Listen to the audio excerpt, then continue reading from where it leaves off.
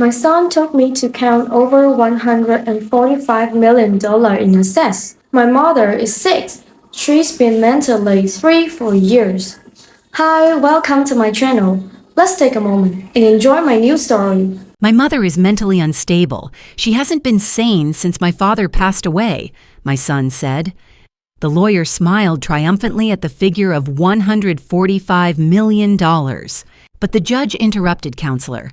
Do you know how many financial empires this woman has taken down with nothing but a pen? The courtroom fell silent. I stood up, set aside my cane, and opened the black file. My son turned pale, frozen in shock. What happened next completely broke him. Welcome to our story if you were in that courtroom. Who would you believe, the mother or the son? Share your thoughts in the comments and tell us where you're watching from. This is a fictional story. Any similarities are coincidental, but it carries meaningful and insightful value. What unfolds next will make you question everything you thought was true. I sat in a cold courtroom in Boston as my own son tried to erase me from my life. My hands rest folded on my lap as still as marble. I do not tremble. The air in the room is stale smelling of old pine floor wax and the faint ozone scent of a photocopy machine working overtime in the clerk's office. Outside, the city of Boston moves with its usual autumn franticness, but inside these wood-paneled walls, time feels like it has slowed to a crawl, thick and suffocating. My son Brooks sits across the aisle from me. He is wearing a charcoal suit, expensive tailored, the kind of suit a man wears when he wants to project a success he hasn't quite earned yet. Flanking him is Grant Whitmore, his attorney. Grant is a man of sharp angles and even sharper smiles, a fixture in the Boston legal scene who knows exactly which levers to pull to make the machinery of justice grind a person down. The petition before Judge Harold Miller is a heavy stack of paper, 100 pages of clinical betrayal. It seeks full guardianship over my person and full conservatorship over my estate. In the eyes of the law, Brooks is asking the court to declare me a ghost in my own life, citing early-onset dementia as the reason I can no longer be trusted with the keys to my own front door or the balance of my own bank account. Margaret Torres, the court-appointed guardian ad litem, sits on the side bench. She is a woman of indeterminate age with iron-gray hair and glasses that seem to magnify her clinical curiosity. She observes the room with a detached professional intensity, her silver pen scratching quiet notes onto a yellow legal pad. She is here to be my voice, or so the statute says, but in a room full of men, talking about my mind as if it were a faulty piece of plumbing. She feels like a coroner performing a preemptive autopsy. Grant Whitmore stands to read the petition aloud. His voice is a smooth, practiced baritone that fills the small courtroom, resonating with a feigned, heavy-hearted concern. He speaks of concerning incidents. He describes how I supposedly wandered the streets of Beacon Hill at 3 o'clock in the morning, confused and shivering. He details a kitchen fire I allegedly started by leaving a burner on, and he mentions several contracts, significant, high-stakes business documents for Thorn Media that I signed and then claimed to have no memory of. It is a tragedy, Your Honor.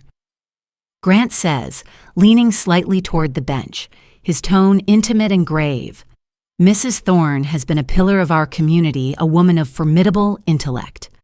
But we cannot ignore the clinical reality. For her own safety and for the preservation of the legacy her late husband Edward worked so hard to build, Brooks must step in.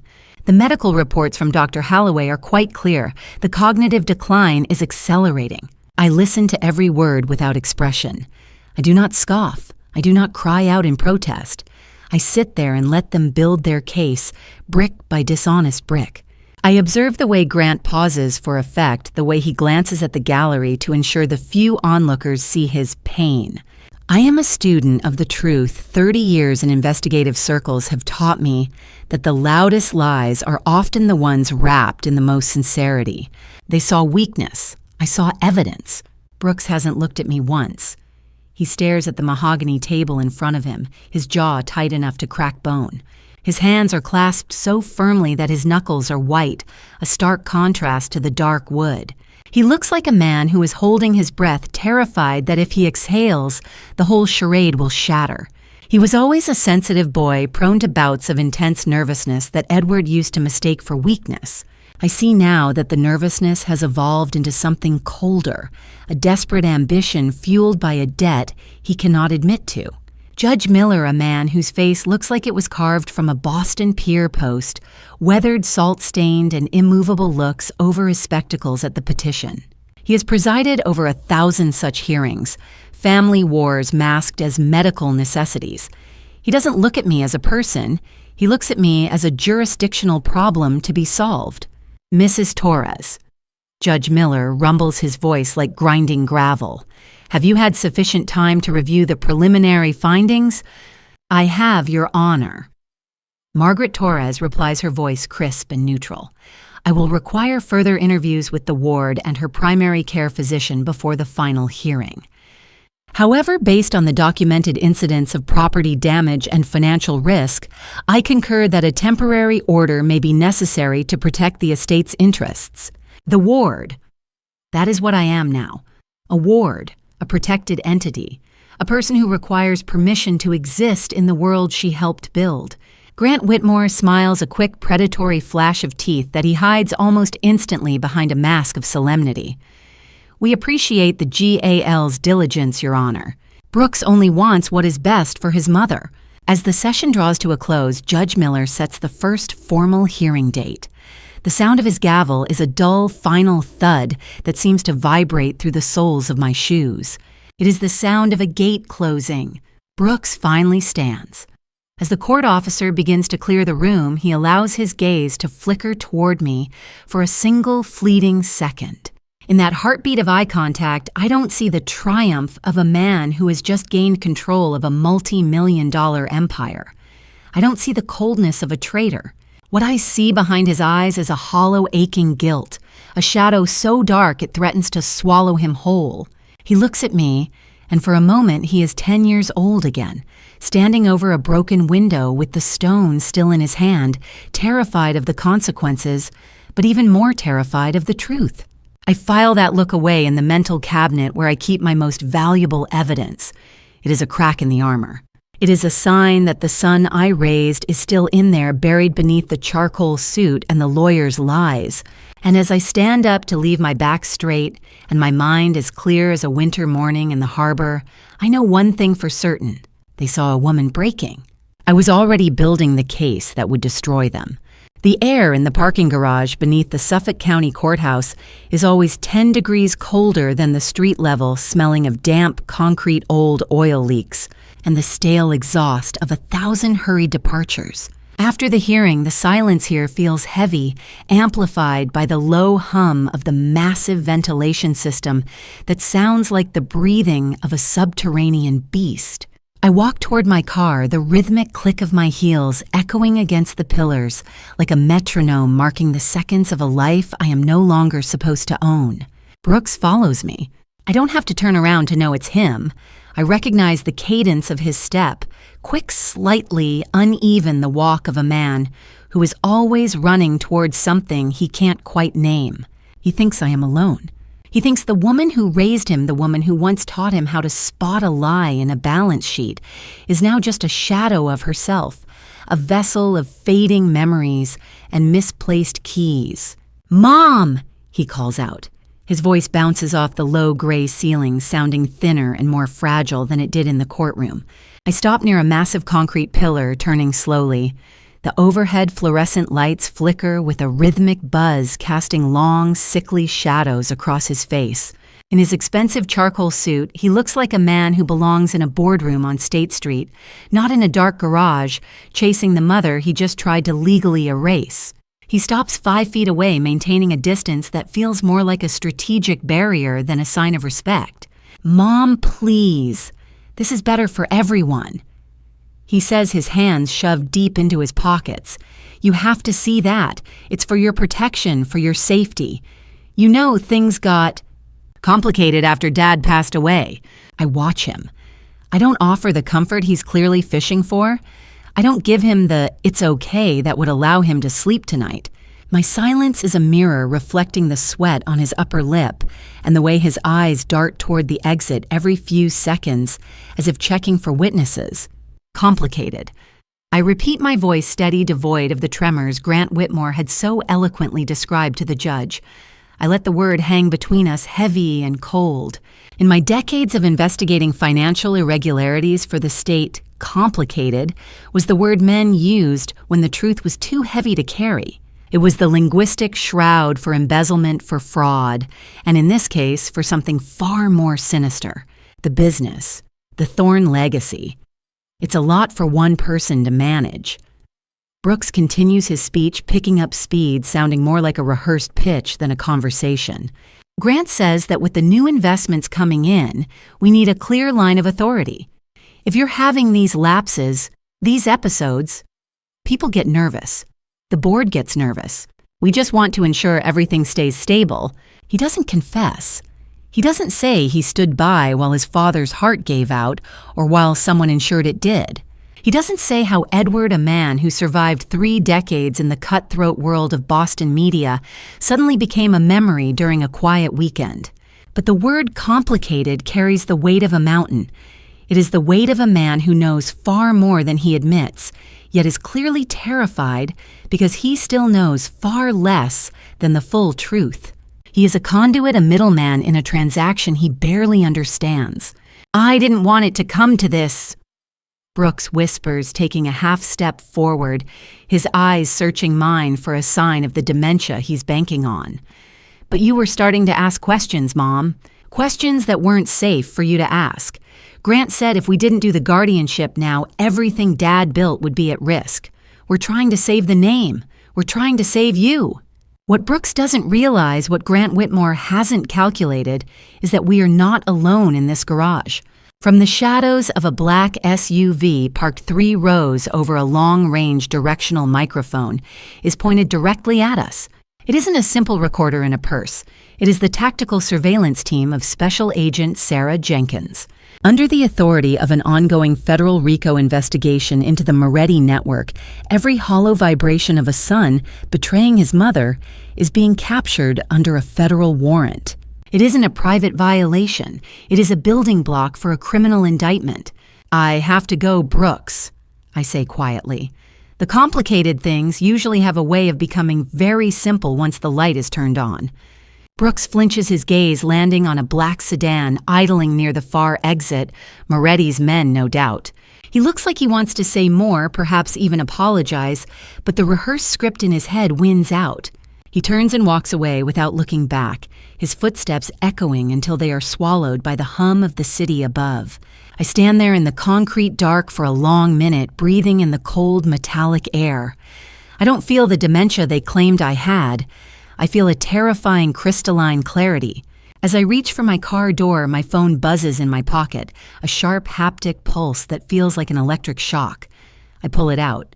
The screen glows in the dark, displaying a message from an unknown number.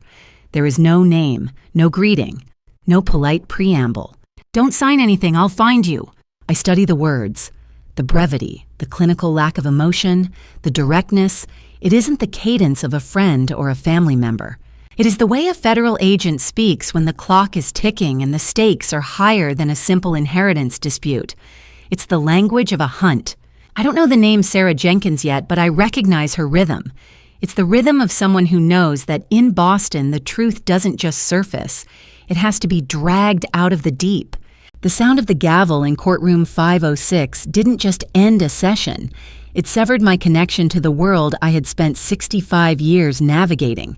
Judge Miller's voice, steady and devoid of the weight of the life he was altering, issued the temporary guardianship order. 30 days. Under the strict protocols of the Massachusetts Probate and Family Court, I was now a person in transition, a ward of the Commonwealth, pending a full review hearing. Margaret Torres was confirmed as my guardian ad litem for this 30-day window. Her role in theory is to be the objective eyes of the court, but in practice, she is the silent witness to my systematic erasure.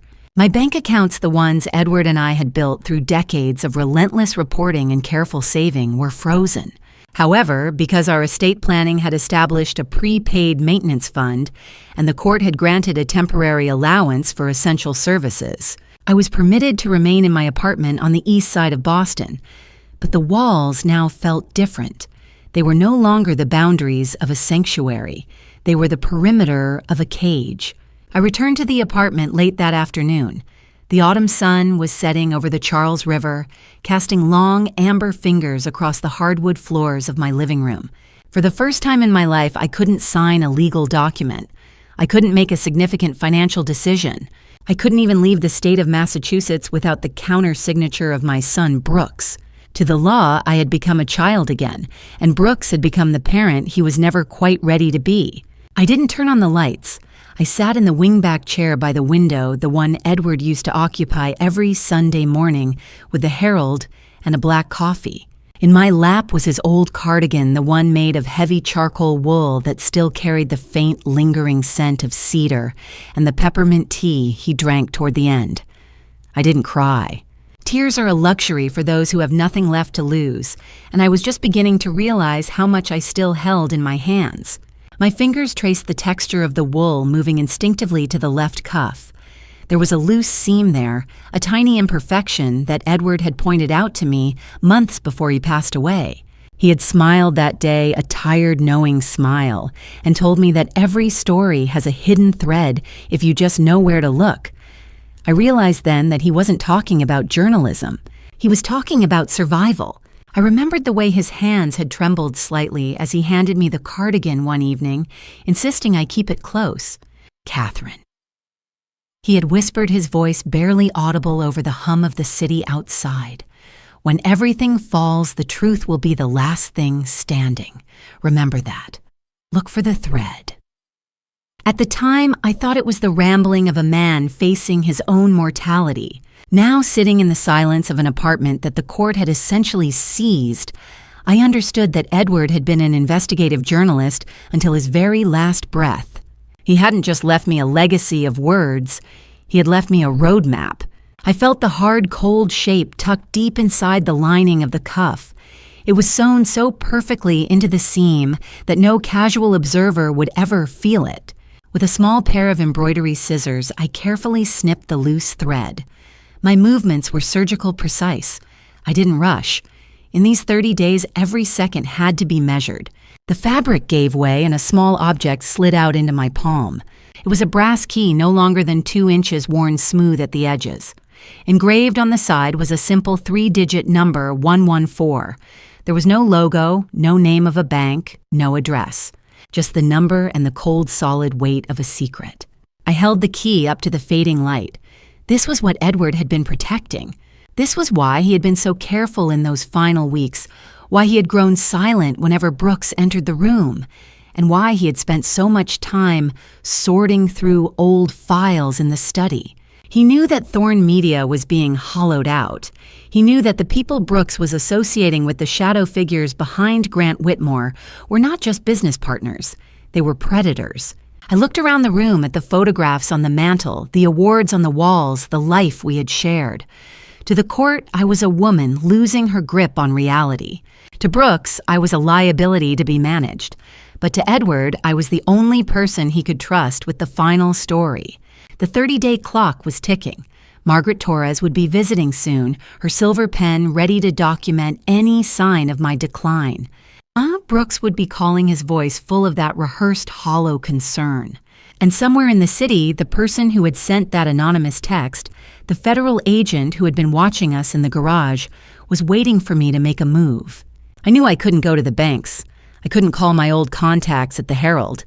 Every move I made would be scrutinized. Every dollar spent would be tracked by the conservatorship review. But this key didn't exist in the court records. It wasn't listed in the estate assets. It was the one piece of the puzzle that remained off the grid. Edward always said that the truth was the last thing standing. He had spent his career uncovering the filth hidden beneath the polished surfaces of Boston's elite. He had taught me that the most important stories are the ones people are willing to silence you for. I stood up, the cardigan still draped over my arm, and walked to the small safe in the bedroom. I didn't put the key inside. Instead, I tucked it into the locket I always wore, the one that held a tiny, faded picture of our wedding day. It rested against my skin, cold and heavy, a constant reminder of the mission ahead. 30 days to prove I was sane. 30 days to find out what was inside Unit 114. 30 days to find out who had turned my son against me and who had ensured that Edward Thorne never got to tell his last story. I looked at the phone on the nightstand. It remained silent. I thought about the text message, "Don't sign anything. I'll find you." I wasn't going to sign a thing.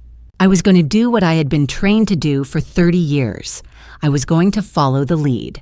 The amber light finally faded, leaving the apartment in a deep velvet shadow. I sat back down in the dark, my mind working through the variables, the risks, the players. I wasn't a victim of dementia. I wasn't a ward of the state.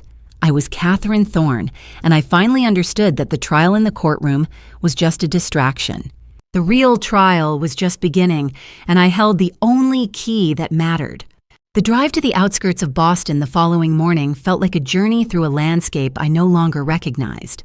The familiar skyline of the city with its steeples and glass towers receded in my rearview mirror, replaced by the industrial grit of the warehouse districts. The morning air was sharp smelling of salt from the harbor and the faint burnt scent of autumn leaves.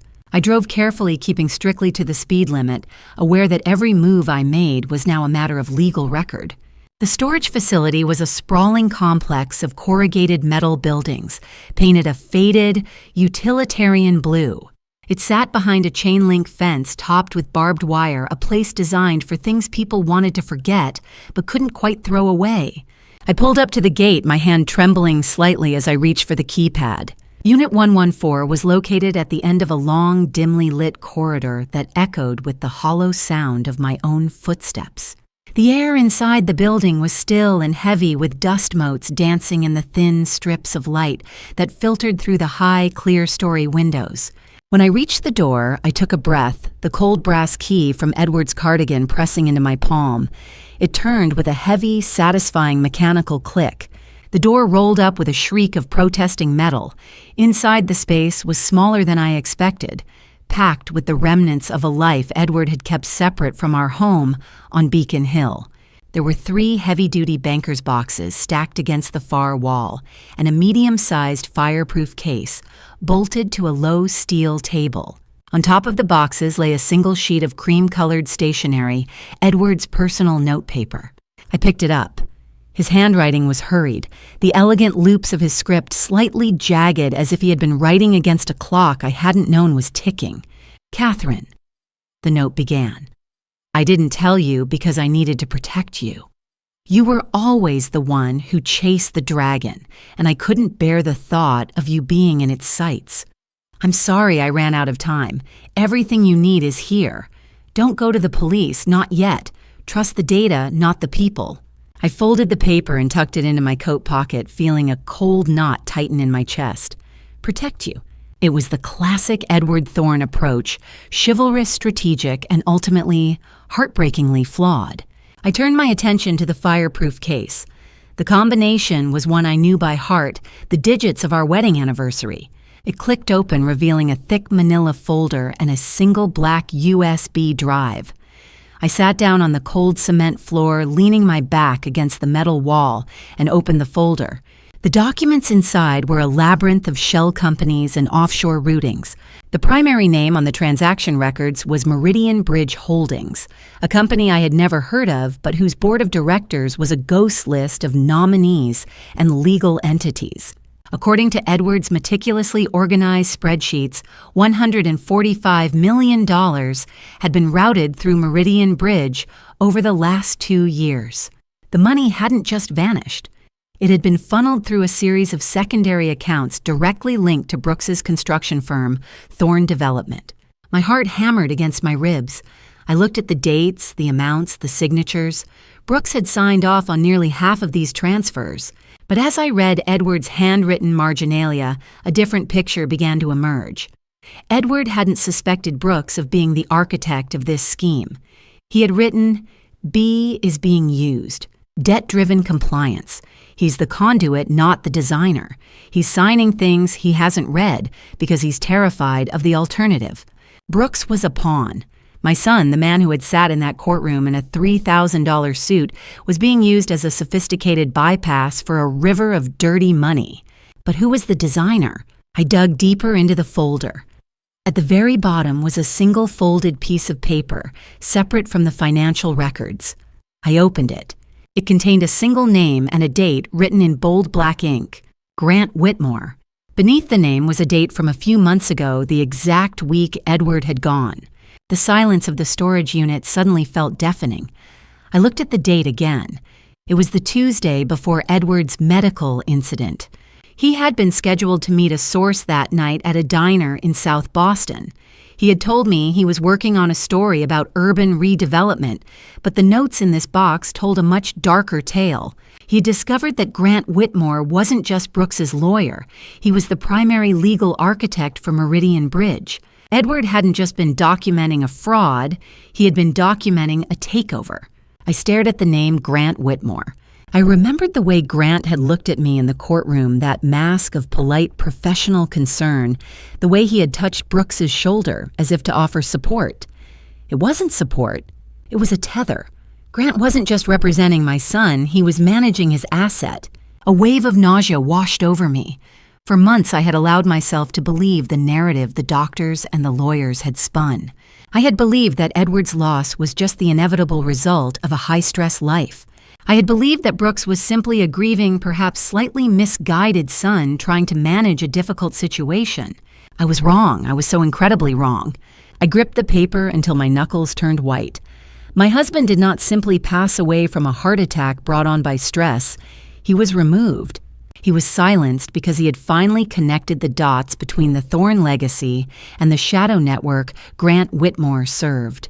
He had died because he was a journalist who had found the one story he couldn't survive telling. And Brooks, my son. I looked at the signatures on the Meridian Bridge documents again. Did he know, did he understand that the man sitting next to him in that courtroom, the man he called his legal counsel, was likely responsible for the loss of his father? Or was he so deeply in debt, so thoroughly compromised that he had convinced himself not to look too closely at the truth? I looked around the small dark unit. These 3 boxes were the weight of a life's work, the final broadcast of a man who had loved me enough to stay silent and respected me enough to leave the trail. I realized then that Margaret Torres, the GAL, wasn't just a wild card. She was a necessity.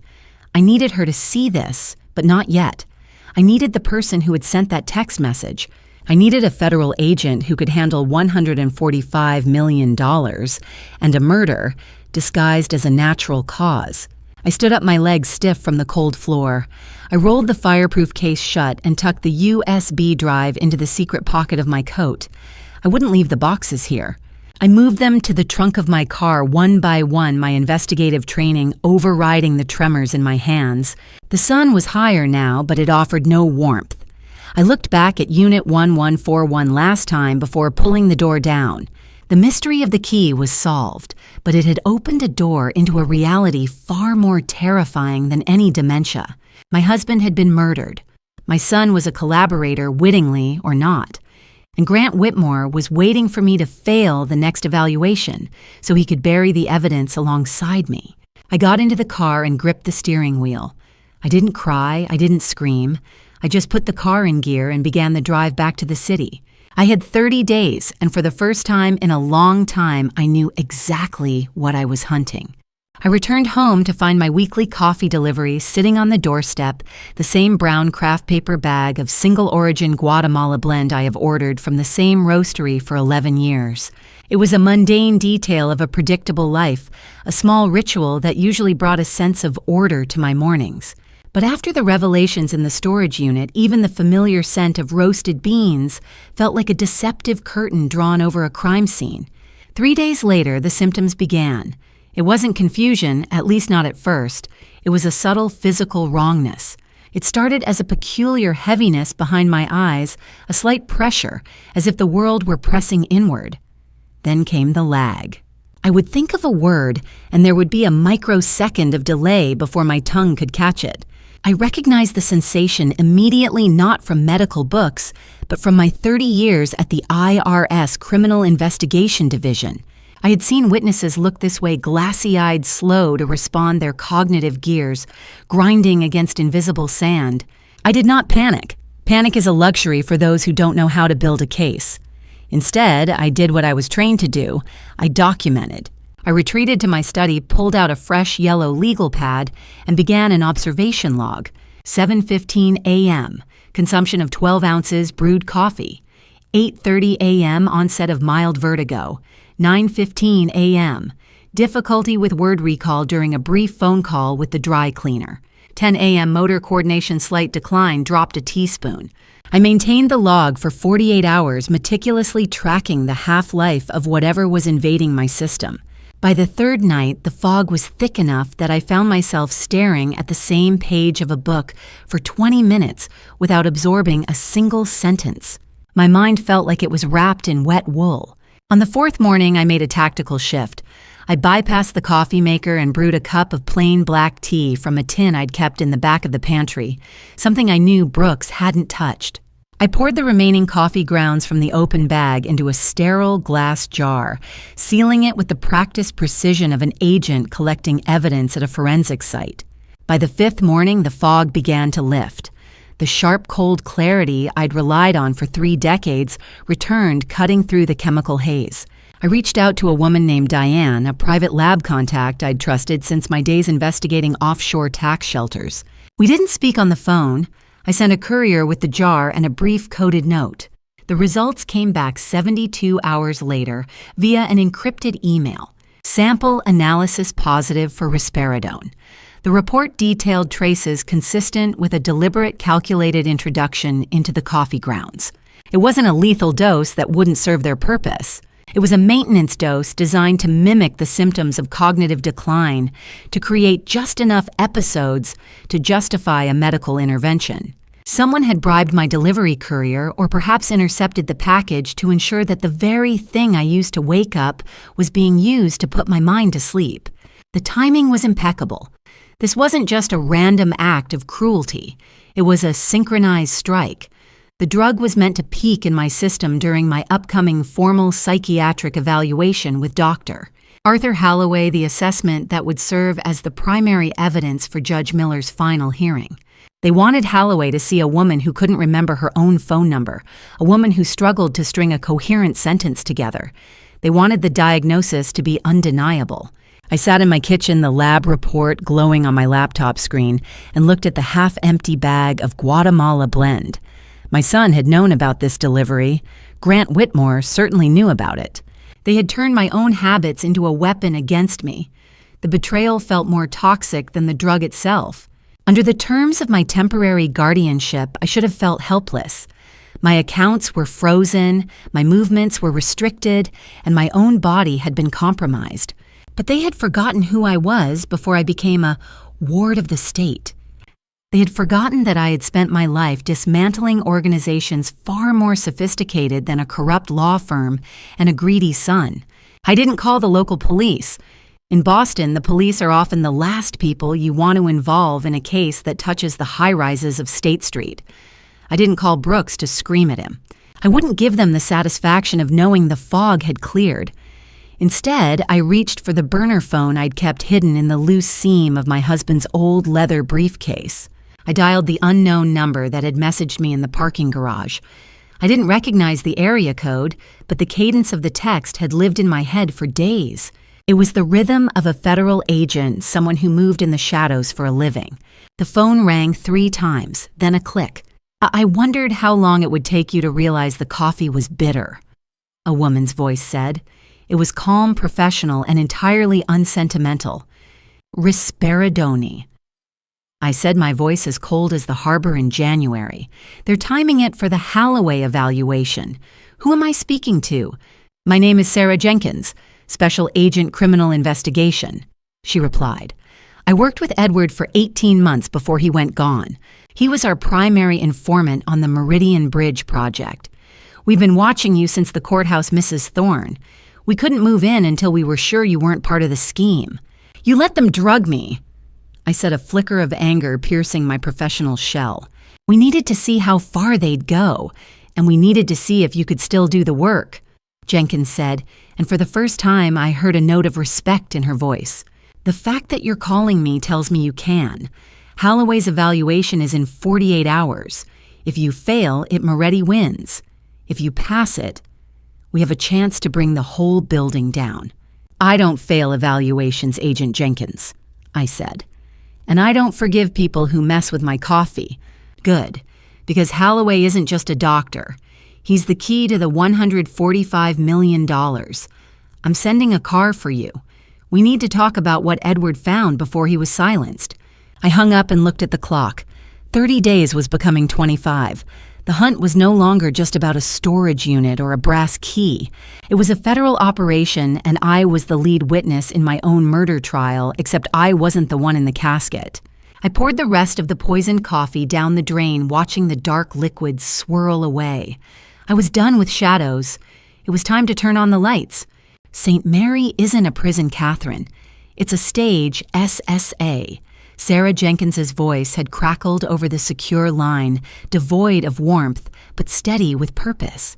Her instructions were clear. I was to voluntarily check myself into the St. Mary Neurological Care Center for observation ahead of Dr. Holloway's formal evaluation. To the world, it would look like a woman finally surrendering to the fog of her mind. To Grant Whitmore, it would look like a victory. St. Mary sat on a hill overlooking the gray churning waters of the Atlantic, a limestone fortress of specialized care that smelled of lavender-scented disinfectant and suppressed screams. It wasn't my choice to come here. It was Grant's. He had pitched it to Brooks as a neutral facility, a place where the prestige of the institution would lend an air of undeniable authority to my clinical downfall. Brooks, ever the dutiful son when a lawyer held the leash, had nodded and signed the intake forms. Grant didn't know that Sarah Jenkins had already turned the neutral ground into an outpost. She had a quiet contact inside, a night nurse who didn't ask questions, and a janitor who saw everything. I arrived on a Tuesday afternoon carrying only a small leather valise and my heavy ebony walking cane. The security orderly at the front desk had inspected the cane, tapping the wood to check for weight, but he found nothing. He didn't know about the pressure-sensitive catch hidden beneath the ornate Silver Eagle head, a modification I'd made myself years ago during a long-term field operation in Virginia. Inside the hollowed grip, Edward's black USB drive rested against the wood, a dormant thunderbolt waiting for the right moment to strike. The facility was a labyrinth of soft edges and muted colors, designed to soothe the agitated and silence the inconvenient. My room 401 was functional and cold, featuring a window that looked out over a manicured garden that felt more like a cemetery for the living. For the first 48 hours, I played the part. I wandered the halls with a vacant gaze, allowed the staff to lead me to the dining hall, and spoke only in half sentences. I was a Pulitzer winner, reduced to a footnote or so I wanted them to believe. On my second evening, the atmosphere shifted.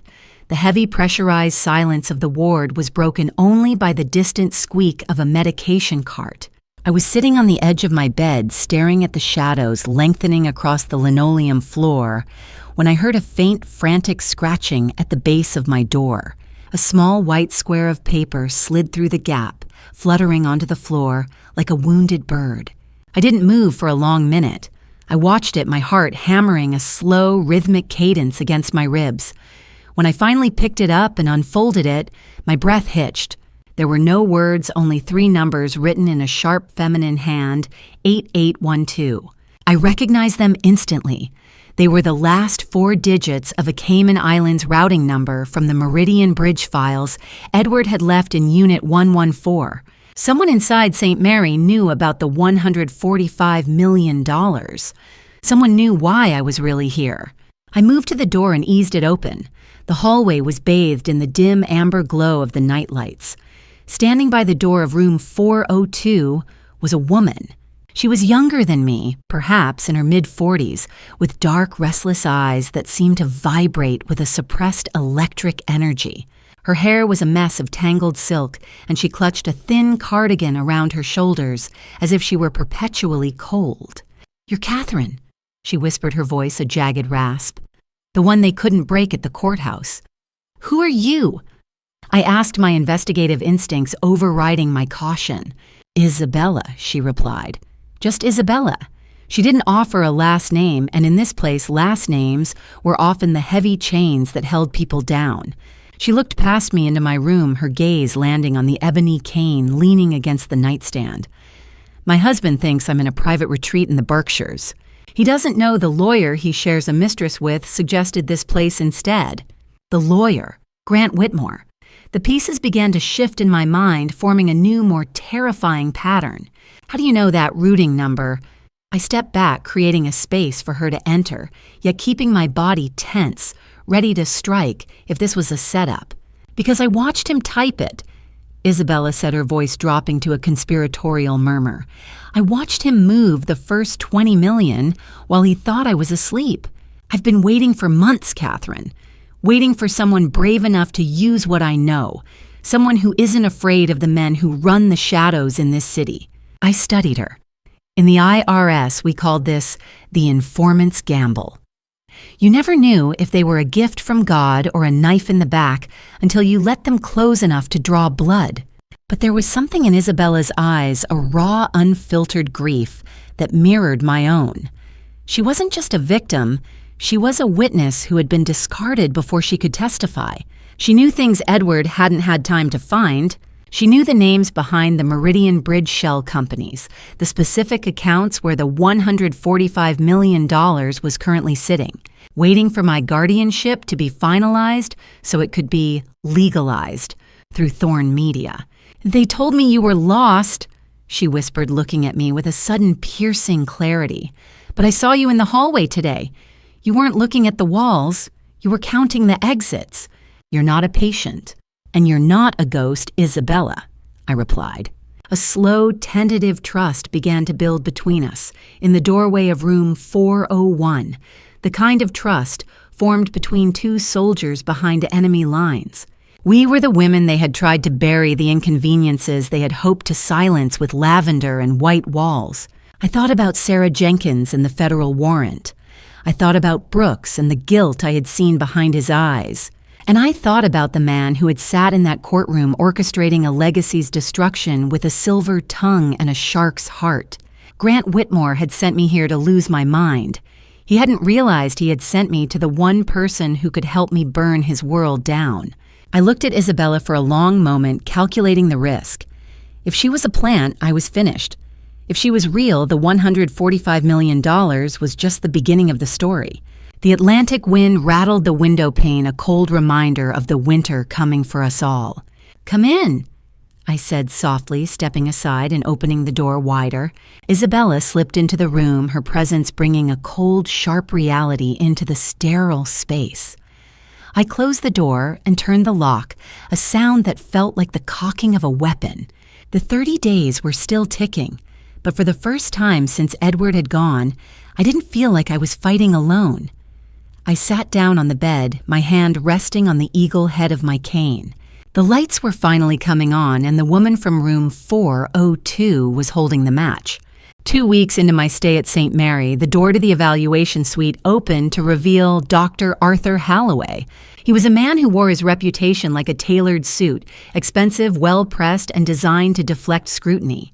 In the upper echelons of Boston's medical elite, Halloway was the final word on competency.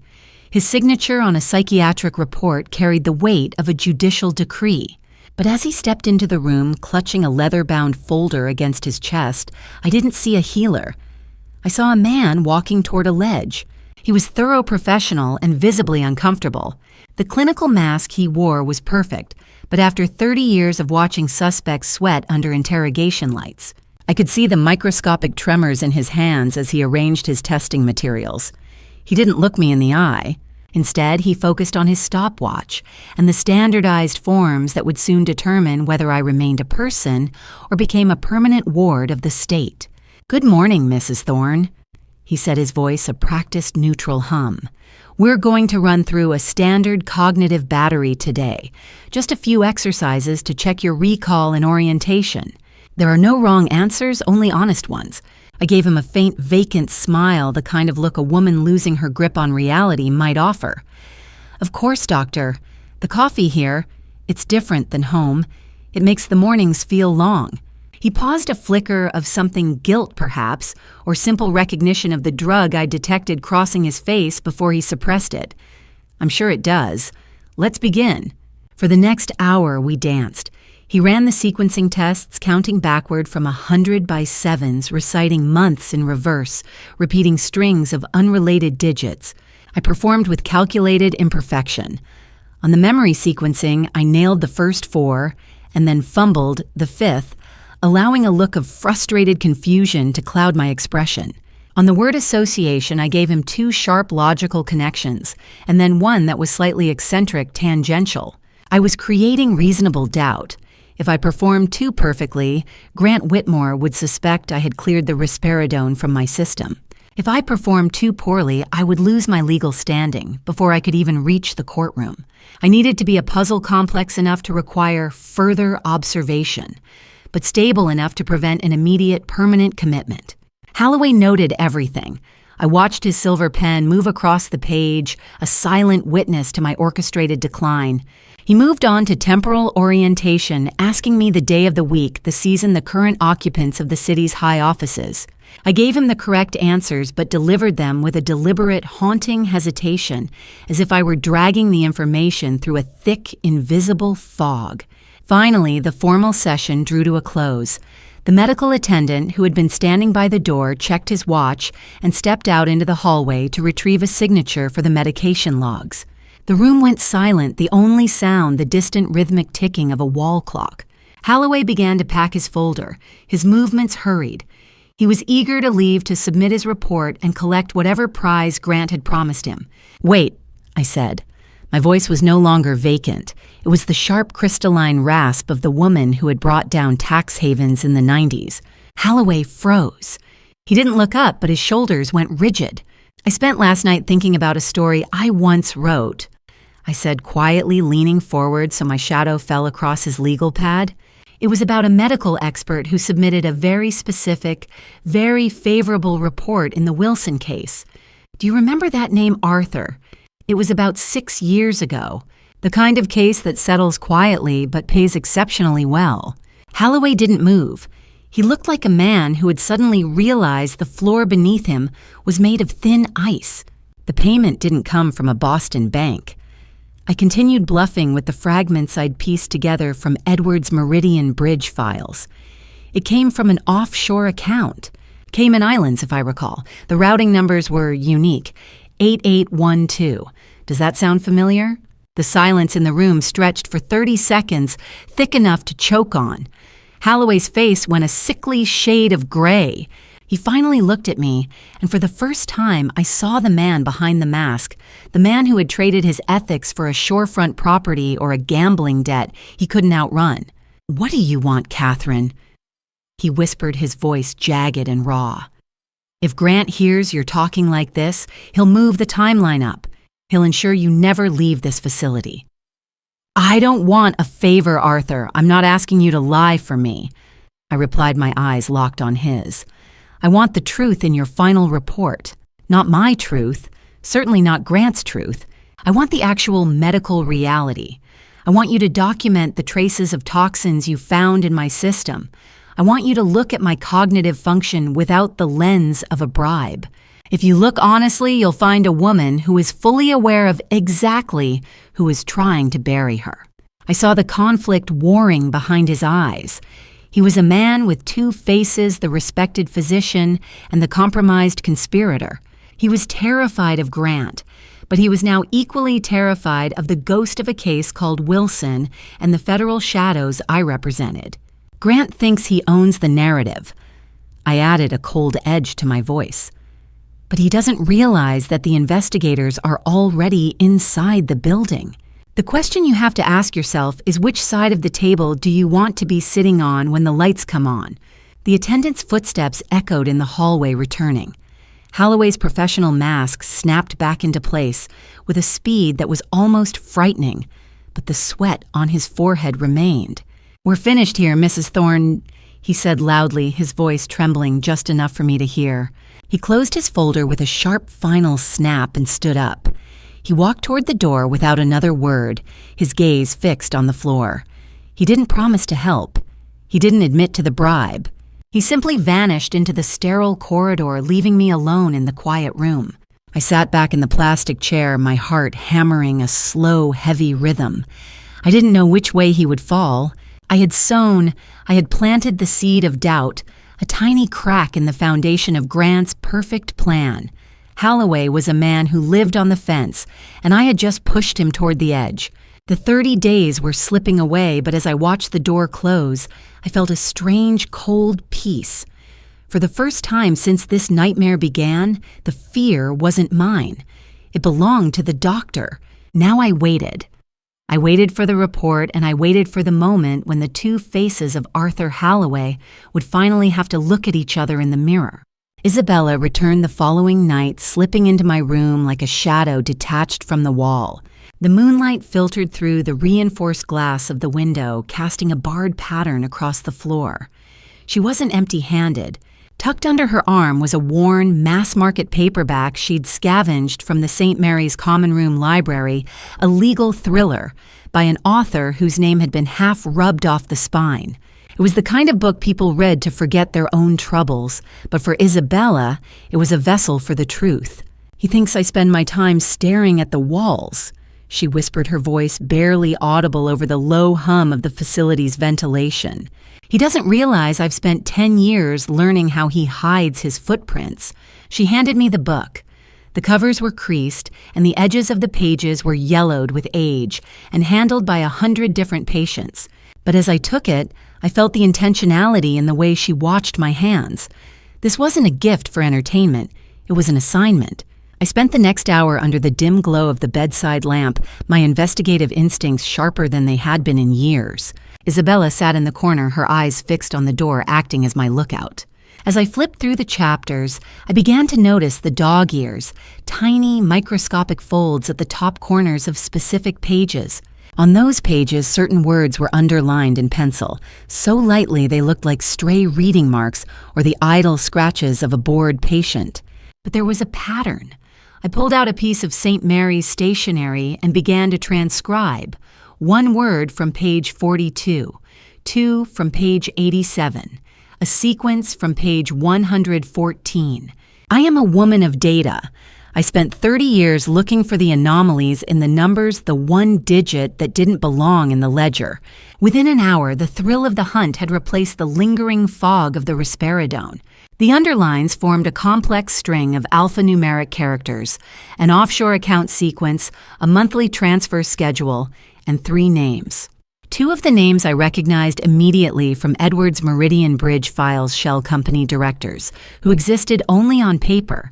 But the 3rd name made my blood run cold, a mid-level federal court administrator based in the John Joseph Mauchly Courthouse.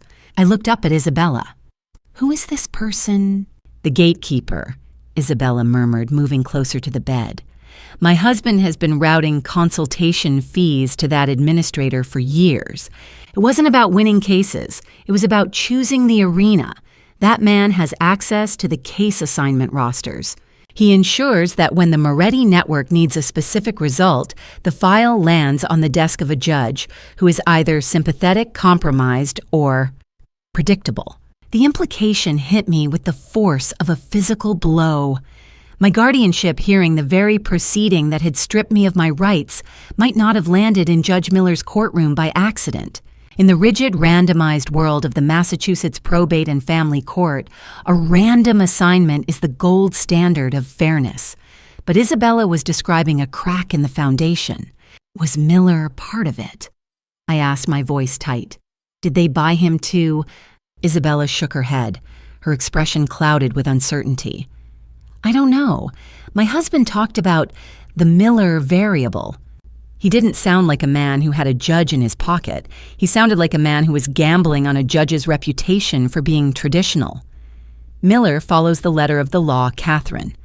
If the medical reports say you're incompetent, he will rule accordingly because that is the correct procedure." They didn't need to bribe him. They just needed to ensure he only saw the evidence they wanted him to see. Or perhaps Miller was the one variable Vincent Moretti hadn't anticipated, a man whose stubborn adherence to the law might actually save me if I could get the real evidence in front of him. It was a terrifying ambiguity.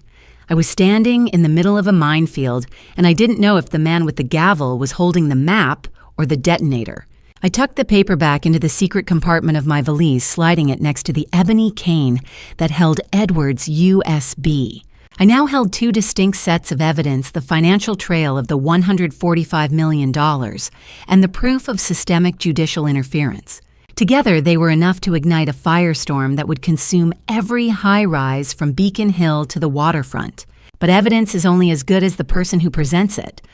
I was a ward of the state, locked in a neurological center, drugged and discredited.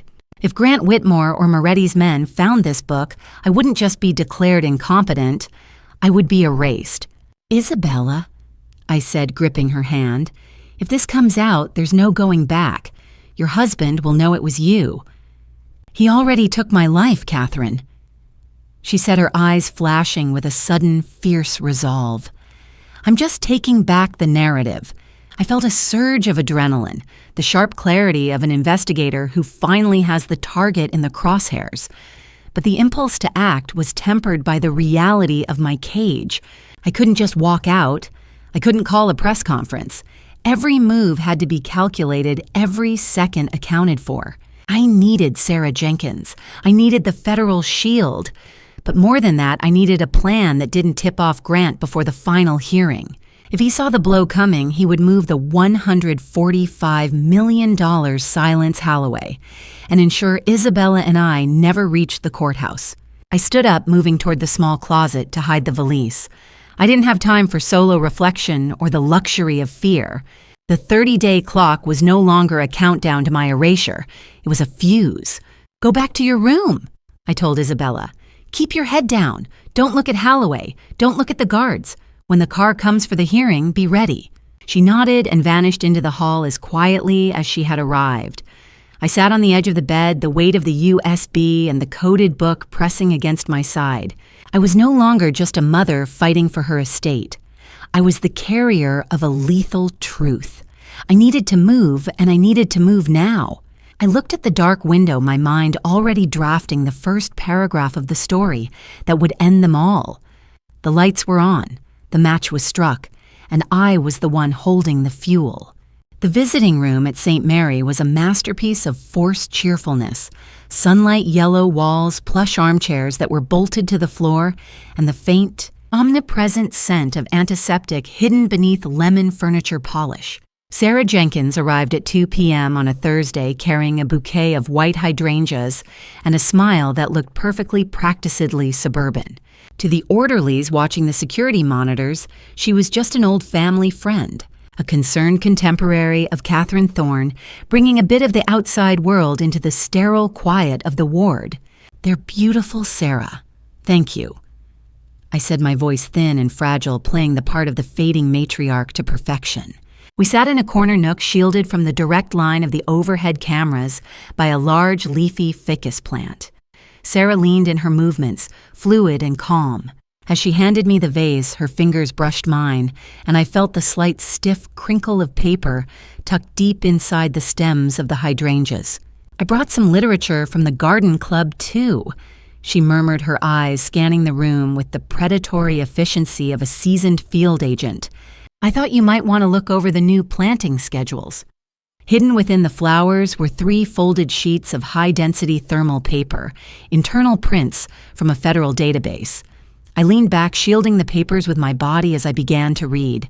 My investigative mind, trained for 30 years to find the lie in the fine print, locked onto the document immediately. It was a medical power of attorney and an advanced care directive. The date at the top was chilling, exactly 2 weeks before Edward had passed away. At the bottom of the final page, in the bold, slightly erratic script I had seen on 1,000 school permission slips and corporate memos, was the signature of my son, Brooks Thorne.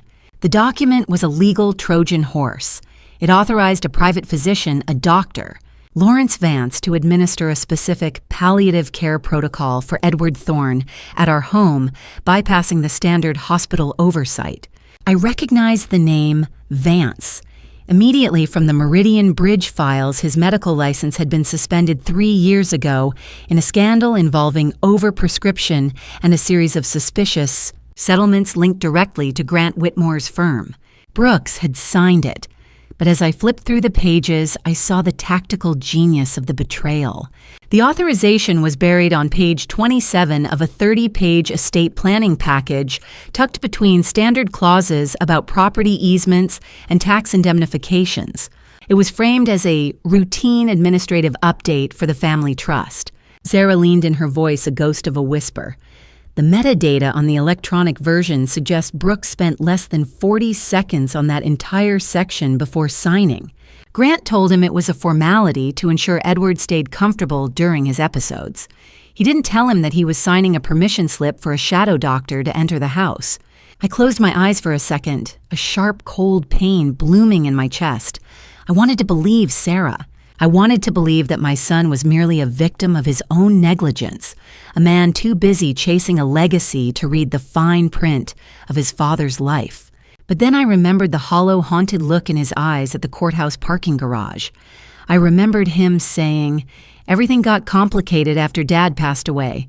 Had it been complicated because he knew, or because he was beginning to realize the magnitude of the mistake he had made in that 30-page document? My mind drifted back to a winter afternoon nearly 30 years ago. Brooks was 10 years old, sitting on the cold stone steps of Mass General Hospital after his grandfather had passed away. He had been inconsolable, his small face red and streaked with tears, his fists clenched as he screamed at the sliding glass doors.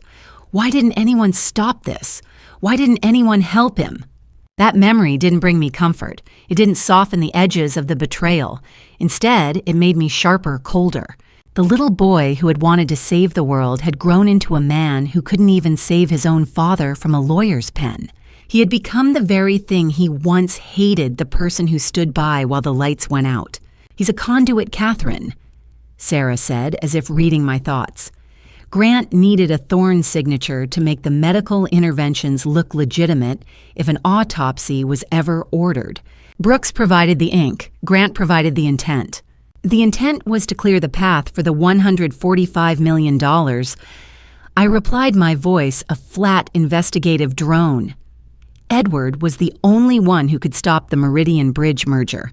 With him gone and me declared incompetent, there are no more roadblocks. Exactly. Sarah reached out and took my hand, a gesture of friendship for the cameras, but a tactical handoff in reality.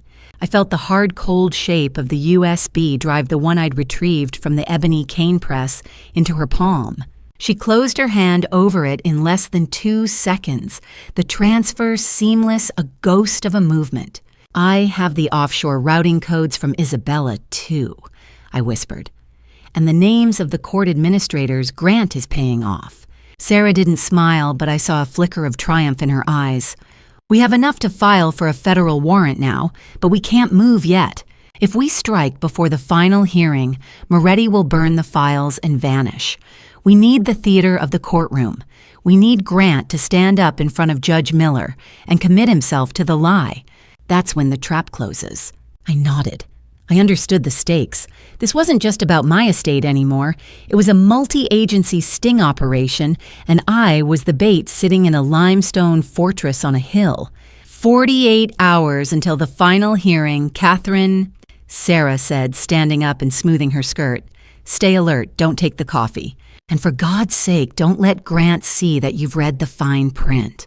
She walked away, the white hydrangeas left on the table as a silent witness to our meeting. I watched her go, the sunlight reflecting off the glass doors of the facility. I returned to my room and sat in the dark. I didn't turn on the television or open a book. I just sat there thinking about Brooks's signature on that 27th page. I thought about the boy on the hospital steps and the man in the charcoal suit.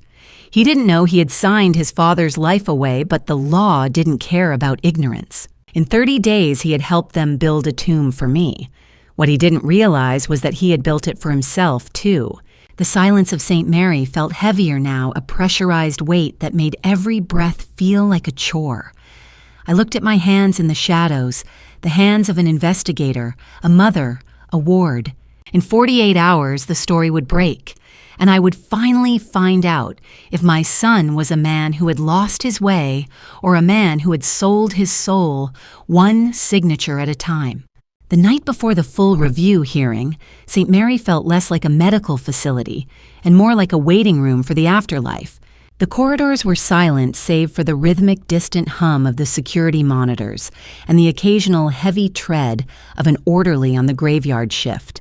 I sat by the window watching the rain streak against the glass in long, jagged lines blurring the lights of Boston into a smear of amber and gray. Grant Whitmore arrived at 8 p.m. He came under the guise of a legal consultation, a final courtesy from a lawyer to a client who was about to be legally erased. When he entered my room, he brought with him the scent of expensive sandalwood and the cold, damp air of the Atlantic. He looked impeccable in a navy pinstripe suit, every hair in place. His smile as sharp and polished as a surgical scalpel. "Catherine," he said, pulling the guest chair closer to my bed, "I know it's late, but I wanted to bring you some clarity before tomorrow. This has been a long road for everyone, especially for Brooks. Da." He placed a thin leather folder on the nightstand and slid out a document. It was a proposed settlement agreement. The language was dense, a thicket of legalese designed to overwhelm a tired mind. But the core of it was simple. I would voluntarily transfer all power of attorney to Brooks immediately and withdraw all contest to the conservatorship petition. In exchange, I would be granted a generous stipend and the right to remain at St. Mary or a similar high-end facility for the rest of my life. "This is the cleanest way, Catherine," Grant murmured, leaning in his voice dropping to a tone of practiced mercy. "It avoids a public spectacle tomorrow. It protects the Thorne name. And frankly, it's what's best for everyone involved. If you sign this, the hearing becomes a mere formality. No more doctors, no more cross-examinations, just peace." I looked at him, and for a moment I didn't see the lawyer. I saw the architect of a tomb. I let my gaze drift down to his hands as he gestured toward the signature line. His shirt cuffs were starched to a razor edge, held together by a pair of silver square-faced cufflinks. They caught the dim light of the bedside lamp, the metal gleaming with a cold brilliance. Engraved in the center of each square was a small, delicate anchor, a nautical motif classic and understated. My breath caught in my throat, but I kept my face a mask of vacant hesitation. I had seen that anchor before. It wasn't in a jewelry catalog or on a boutique shelf. It was in a grainy black and white photograph I'd found in the fireproof case in Unit 114. The photograph showed two men standing on a foggy dock in South Boston, the harbor stretching out behind them. One man was Edward, looking older and more tired than I remembered. The other man's face was obscured by the mist, but his hand was raised to adjust his tie, and on his cuff was that same silver anchor. The date on that photograph was the same week Edward had gone. Grant saw me looking at his wrist and misread the intensity of my gaze. He adjusted his cuff, a small, arrogant gesture of self-assurance. "A gift from a client," he said dismissively. "Now about the signature, Catherine. Brooks is waiting for my call. He wants to know his mother is safe." Safe. I repeated the word, tasting like copper in my mouth. I looked at the document, then back at the anchor on his cuff. It was more than a piece of jewelry, it was a trophy, a sign of membership in a club that Edward had died trying to expose. I realized then that Grant wasn't just hollowing out my family's estate for money. He was doing it because he enjoyed the sport of it. He enjoyed watching a legacy bleed out from 1,000 small cuts. "I need to think about it, Grant." I said, my voice intentionally soft, trailing off at the edges. "The coffee. It makes my head feel so heavy. I can't think clearly in the dark." Grant's eyes narrowed for a fraction of a second, searching for any sign of the awakening Halloway might have warned him about. But I gave him nothing but the blank stare of a ward. He stood up, snapping the leather folder shut with a sound that echoed like a gunshot in the small room. "You have until 9 tomorrow morning, Catherine," he said, his tone losing its thin veneer of mercy. "If you don't sign, I can't guarantee how the hearing will go. Judge Miller is a stickler for the medical record, and Dr. Halloway's preliminary findings are, well, they aren't in your favor.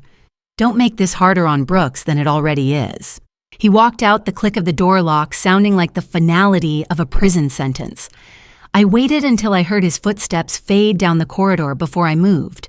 I reached beneath my mattress pad, my fingers searching the seam until they found the small, flat communicator Sarah Jenkins had hidden there.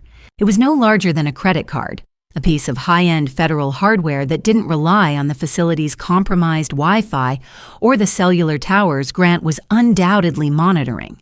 I tapped out a single pre-agreed phrase, "The anchor is in the room." I didn't explain what it meant. I didn't need to. Sarah and I had spent 3 hours in the federal field office dissecting every detail of Edward's files. She knew about the photograph. She knew about the man on the dock. I sat there holding the device in the palm of my hand, my heart hammering a slow, heavy rhythm against my ribs. The rain continued to lash against the window, a relentless cleansing force. 40 seconds later, the device vibrated. A single message appeared on the tiny LED screen. "Confirmed. See you in court." I felt a surge of cold adrenaline. The trap was set.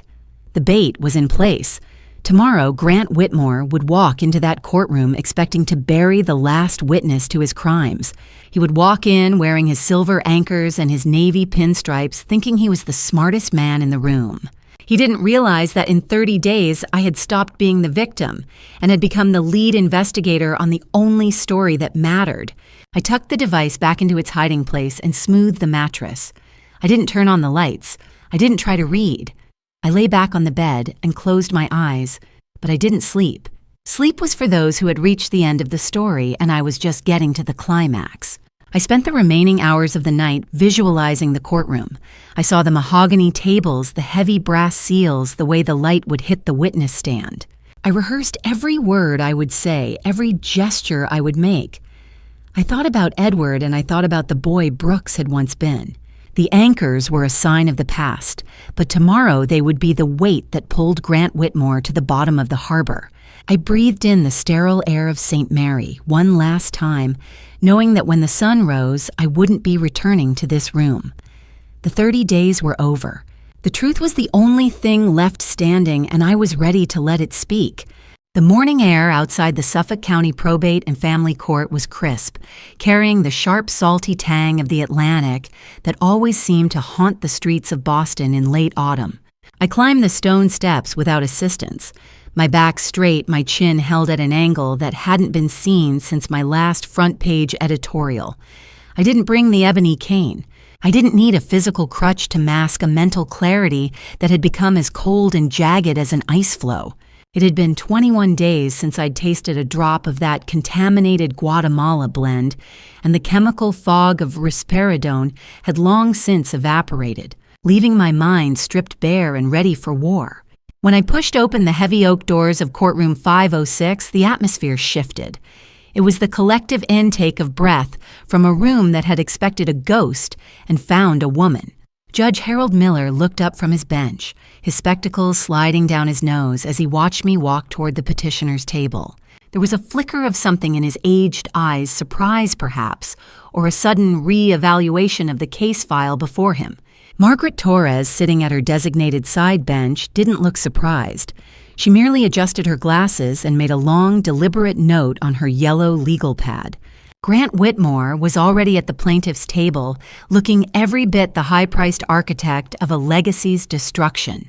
His navy suit was flawless, his silver anchor cufflinks gleaming under the harsh fluorescent lights. His expression remained a mask of professional neutrality, but as I sat down, I noticed his hand tighten on the edge of his legal pad until the paper crinkled. He didn't look at me. He looked through me as if by ignoring my presence, he could maintain the fiction he'd so carefully constructed. "The court will come to order," Judge Miller rumbled. "This is the full review hearing in the matter of the guardianship of Catherine Thorne. Dr. Halloway, you are the first witness. Please take the stand." Arthur Halloway looked different than he had in the sterile suite at St. Mary. He looked like a man who hadn't slept his complexion, a sickly shade of gray against his white collar.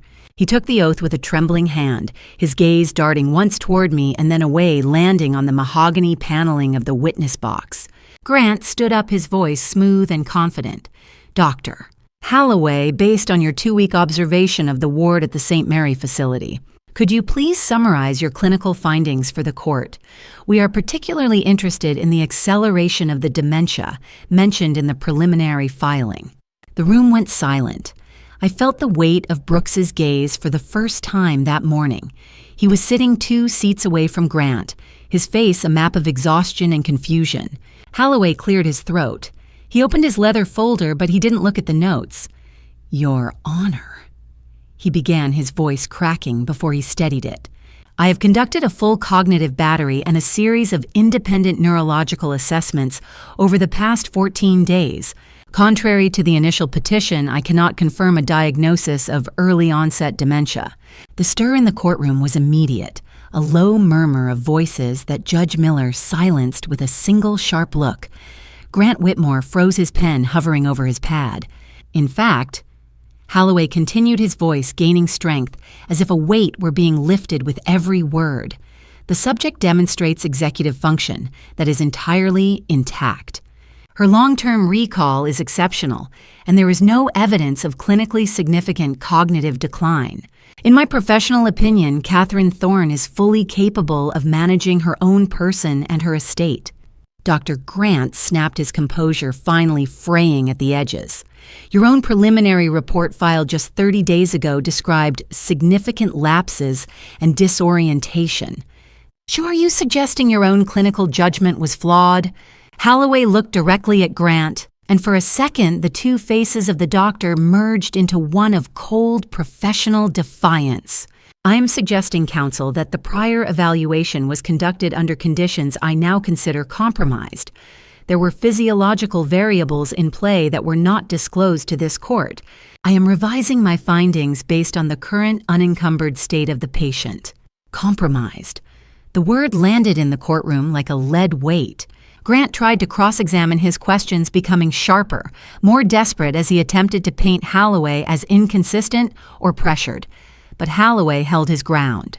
He didn't mention the Wilson case or the offshore accounts, but the seed I'd planted had grown into a wall of medical fact that Grant couldn't climb. During the mid-morning recess, the tension in the hallway was thick enough to choke on. Grant stood by the water fountain, his back to the room, his shoulders tight with a suppressed electric fury. I walked toward him, my steps silent on the marble floor. I didn't stop. I simply slowed down as I passed directly behind his shoulder. "I found the anchor," I whispered. It was a ghost of a sound intended for his ears only. Grant spun around, his face pale, his eyes wide with a raw, unfiltered shock. For 1 second, just one, the mask of the brilliant lawyer vanished. I saw the fear of a man who realized he was no longer the hunter. He looked at his own cufflink, then back at me, his mouth opening as if to speak, but no words came out. I didn't wait for a response. I kept walking, my head held high, the thrill of the investigation coursing through my veins like a tonic. When court resumed, the atmosphere had shifted from a formality to a siege. Brooks sat rigid in his chair, his head bowed. He hadn't looked at me once since Holloway's testimony. He looked like a man who was beginning to realize the house he lived in was built on a foundation of ash. Grant was back at his table, but he was different now. He was shuffling papers with a frantic energy, his eyes darting toward the gallery where Moretti's men usually sat. He knew the narrative was slipping. He knew the complicated story was unraveling. Just as Judge Miller was about to call the next witness, Margaret Torres stood up. She hadn't spoken a word all morning, but her presence had been a constant quiet pressure on the proceedings. "Your Honor," she said, her voice crisp and echoing in the high-ceilinged room. "In light of Dr. Holloway's testimony and the independent observations I have conducted over the 30-day temporary period, I would like to request permission to submit a supplemental Guardian ad litem report.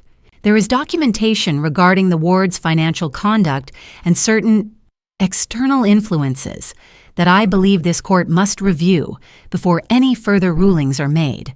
Judge Miller leaned forward, his interest clearly piqued. "External influences, Mrs. Torres. That is a significant addition to a guardianship review." "It is, Your Honor," Margaret replied, her silver pen poised over her file. "And I believe it will clarify exactly why we are in this courtroom today." Miller nodded once. Permission granted. The court will review the supplemental GAL report immediately following the lunch break. Grant Whitmore's hand went to his throat, adjusting a tie that was suddenly too tight. I looked over at Brooks, and for the first time that day, our eyes met. He didn't look away. He looked at me with a question that was 30 years in the making. I didn't answer it. Not yet. I just sat there, the lead investigator on a story that was finally going to print, and waited for the light to hit the dark. The atmosphere in courtroom 506 after the lunch recess was no longer that of a family dispute. It was the heavy, pressurized silence of a storm cell moving over the harbor. When Judge Harold Miller returned to the bench, he didn't look at his notes. He looked at Margaret Torres, who stood with a composure that suggested she had just finished dismantling an engine and was ready to show the court the faulty parts. "Your Honor." Margaret began, her voice crisp and echoing against the high plaster ceiling. "In accordance with my duties as guardian ad litem, I have identified a series of financial irregularities that significantly impact the petitioner's standing. To clarify these matters, the court has been approached by an officer of the federal government regarding an ongoing parallel investigation." A door at the back of the courtroom opened. Sarah Jenkins walked down the center aisle, her presence as sharp as a razor. She wasn't wearing the suburban floral prints from St. Mary. She was in a tailored charcoal suit, her federal credentials visible on her belt. She didn't look like a family friend. She looked like the person who decides when a life is over. "Sarah Jenkins, Special Agent, Criminal Investigation," she announced, stepping toward the bar. "Your Honor, the government is filing a formal notice of federal interest in these proceedings. Under federal RICO and financial crime statutes, we are informing this court that evidence generated within this civil matter intersects with a high-priority investigation into an international money laundering network." Grant Whitmore shot to his feet, his face flushed. "Objection, Your Honor. This is a probate matter regarding a mother's health. Federal grand jury materials or notices have no standing in a private guardianship hearing. This is a clear attempt to intimidate my client." Judge Miller didn't even look at him. He raised a hand, silencing Grant with a cold, judicial efficiency. "Sit down, Mr. Whitmore. Agent Jenkins, I will review your notice in chambers. Recess for 20 minutes. The wait was the longest 20 minutes of my life. I sat at my table watching the court reporter change the paper in her stenograph. Brooks was a statue beside Grant. He looked at the floor, his breathing shallow, his hands gripped so tightly in his lap that his knuckles looked like white stones. Grant was whispering frantically into his ear, but Brooks wasn't nodding. He was staring into the abyss, and for the first time, I think he realized how deep it went. When Judge Miller returned, his face was a mask of iron. He didn't grant the federal motion to intervene that would be legally messy, but he did admit the federal documentation as background material relevant to the petitioner's suitability to act as a conservator. "Agent Jenkins," Miller rumbled. "The court will hear the summary of the intersecting evidence." Sarah stepped to the podium. She didn't use hyperbole. She used the clinical, devastating language of a forensic accountant. She laid out the transaction records from Meridian Bridge Holdings, the ghost company I had found in Edward's storage unit. $145 million. It wasn't just a number, it was a map. The government had tracked the flow through 3 different shell companies directly into Thorne Development's offshore accounts. The records indicate, Sarah continued, that the petitioner, Brooks Thorne, was the sole signatory on 48 separate transfers involving these funds. Furthermore, we have confirmed a direct wire transfer from a Meridian-linked account to a private holding in the Cayman Islands belonging to Dr. Arthur Holloway, dated just 48 hours after his initial compromised evaluation of Mrs. Thorne. The courtroom stirred a low electric hum of shock. Holloway, still sitting in the back of the room, closed his eyes and lowered his head. But the final blow was yet to come.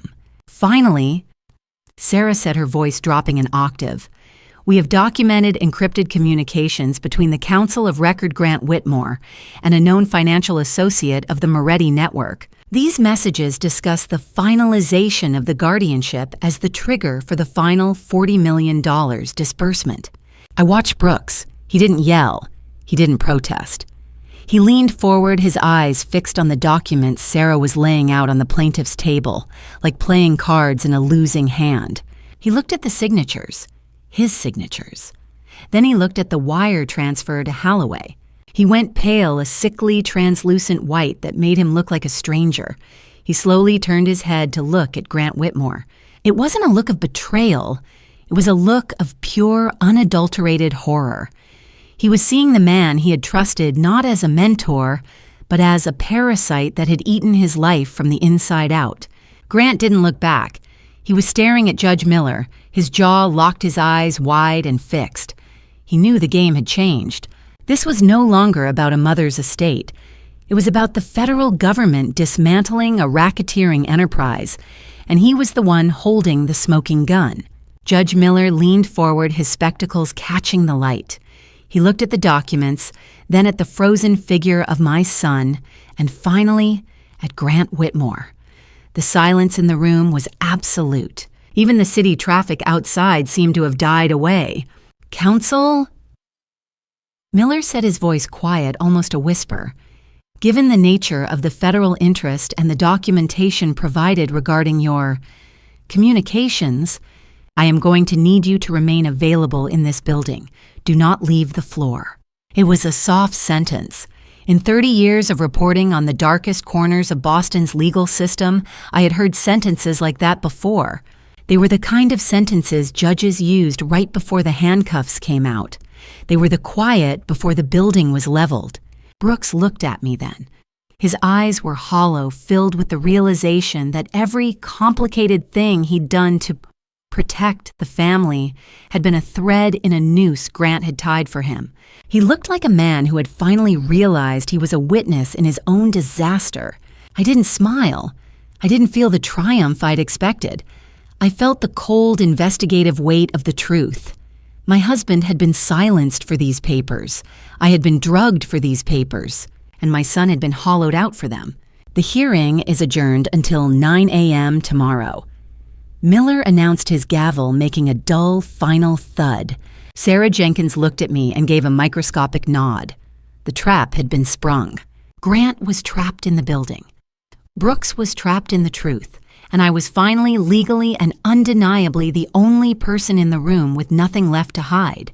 I stood up, watching Grant being escorted toward a small side conference room by 2 court officers. The silence was over. The noise was about to begin. Judge Harold Miller reconvened the hearing at exactly 9 the following morning. The courtroom felt different. The air was no longer thick with the predatory confidence of Grant Whitmore's legal maneuvering.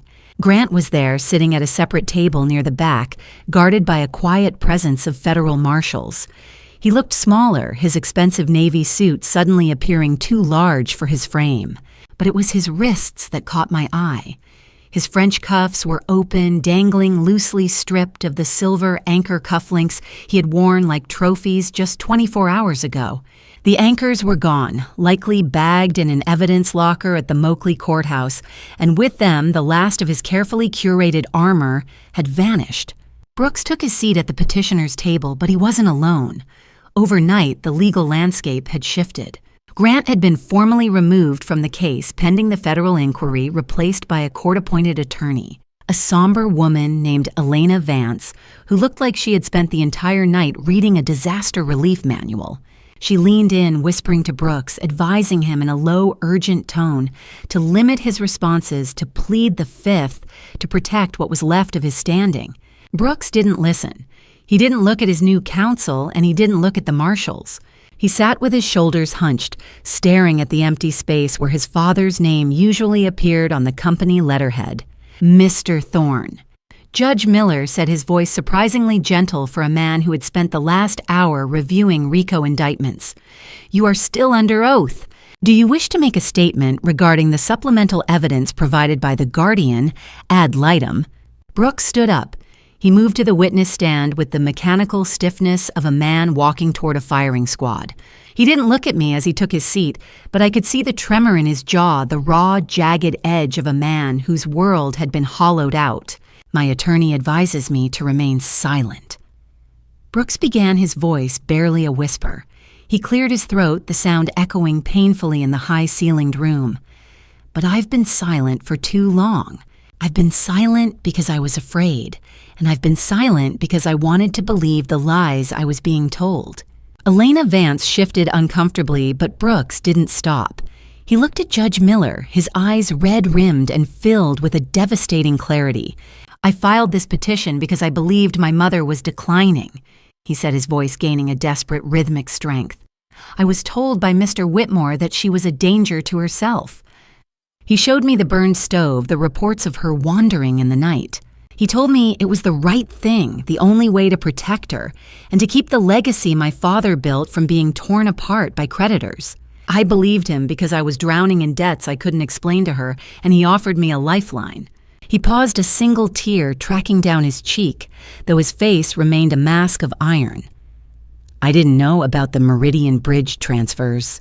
I saw the numbers, but Grant told me they were restructuring loans, standard offshore movements, to protect our liquidity during the merger. I didn't ask enough questions because I didn't want to know the answers. And the medical authorization form..." His voice broke on the last word. He gripped the edge of the witness stand so hard his knuckles turned a ghostly white. "I signed that form because it was buried in a pile of estate papers. Grant told me it was a comfort care protocol to ensure my father didn't suffer at the end. I didn't know. I didn't know what it really authorized. I thought I was protecting him. I thought I was being a good son. I watched him from my seat, my investigative mind analyzing every cadence, every micro-expression. I have spent 3 decades watching the most sophisticated liars in the country testify. I've seen politicians weep on cue and CEOs simulate heartbreak with the precision of an actor. My son was not performing. There was no artifice in the way his shoulders slumped, no calculation in the raw, jagged grief in his voice.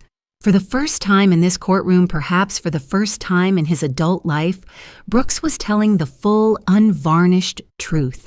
And it was costing him everything: his reputation, his company, and the last shred of the life he had tried so hard to curate.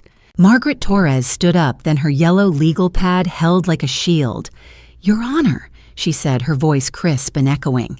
"The GAL's final recommendation in light of the federal evidence and the petitioner's testimony is an immediate dismissal of the guardianship petition. Furthermore, we recommend that the conservatorship be referred to federal oversight under the ongoing RICO investigation to ensure the integrity of the estate's assets." Judge Miller didn't hesitate. He didn't need to. The narrative Grant Whitmore had spent months weaving had been shredded in less than 48 hours. The court finds no evidence of cognitive decline that warrants a revocation of rights. Miller announced, his gavel raised. The petition for guardianship is dismissed with prejudice. Catherine Thorne is restored to her full legal standing, effective immediately. As for the financial matters, this court yields to the federal interest. Mr. Whitmore, you are remanded to the custody of the marshals for processing. The gavel came down with a dull, final thud. The room erupted into a low hum of activity. Marshals moved toward Grant, who stood up without a word, his face a hollow mask of defeat. Holloway was led out through a side door. I stood up, feeling the strange light sensation of being a person, again, of no longer being a ward. Brooks stepped down from the witness stand. He moved toward the exit, his head bowed, his eyes fixed on the floor. He looked like a man who had survived a shipwreck, only to realize he had lost everything he was trying to save. He had to pass directly by my table to reach the aisle. I stood my ground, my hands resting on the mahogany surface. As he drew level with me, he didn't stop. He didn't look up to ask for the forgiveness he didn't think he deserved. But as he passed, his hand moved a quick, almost invisible gesture. His fingers brushed against mine for a fraction of a second. It was the lightest touch, as fleeting as a shadow, but it carried the weight of 1,000 unspoken apologies. It was a signal, a desperate reach across a canyon of betrayal. I didn't pull away. I didn't hesitate. I simply let my hand rest there, accepting the moment for what it was: the first genuine connection between a mother and her son in a very long time. He kept walking, disappearing into the crowd of reporters and court officers, waiting at the back of the room. I watched him go the investigative clarity of the last 30 days, suddenly softening into something more complicated, something that felt like the beginning of a long, painful healing. The complicated story was over, but the real work was just beginning. I looked at the bench where Judge Miller had sat, and then at the empty chair where Grant had orchestrated his crimes. The truth was the only thing left standing, and for the first time in 3 years, I felt like I could finally breathe without permission. 2 days after the legal victory in Suffolk County, the world outside felt strangely indifferent. Boston's traffic remained a relentless river of steel, and the salt-heavy wind still whipped off the harbor, stinging the cheeks of commuters. But for me, the transition from ward to federal witness had brought me to a place where the air was still and the light was unforgiving, leaving no corner for shadows to hide. I sat across a scarred metal table from SSA Sarah Jenkins in an interview room buried deep within the federal field office. The room was a masterclass in bureaucratic minimalism, no windows, soundproofed walls the color of ash, and a single fluorescent fixture that hummed with a low-frequency buzz, a persistent sound like an insect in its final death throes. There were no visible cameras, but I knew the digital eyes were there, recording every micro-expression, every ragged breath. Sarah wore a sharp blazer today, her federal credentials resting neatly next to a single manila folder. She looked like a hunter who had finally found the light to corner the monsters she had chased for years. "It's time for the full picture, Catherine," she said, her voice dropping with the weight of authority. She opened the folder, spreading out organizational charts that resembled a spider's web, woven in black ink. "We've been monitoring the Moretti network for over 3 years. Edward was our bridge to the truth, and your trial became the final catalyst to crack this vault open." She tapped a box labeled Moretti Financial Group. Vincent Moretti didn't just want to take down Thorn Media for its influence. He needed its plumbing to clean the cash. Over the last several years, his organization has laundered approximately $145 million through shell companies. They used Meridian Bridge Holdings as a primary filter, but they needed a clean, high-volume endpoint to finalize the process. They chose Thorn Development. I leaned forward, my investigative instincts turning razor sharp.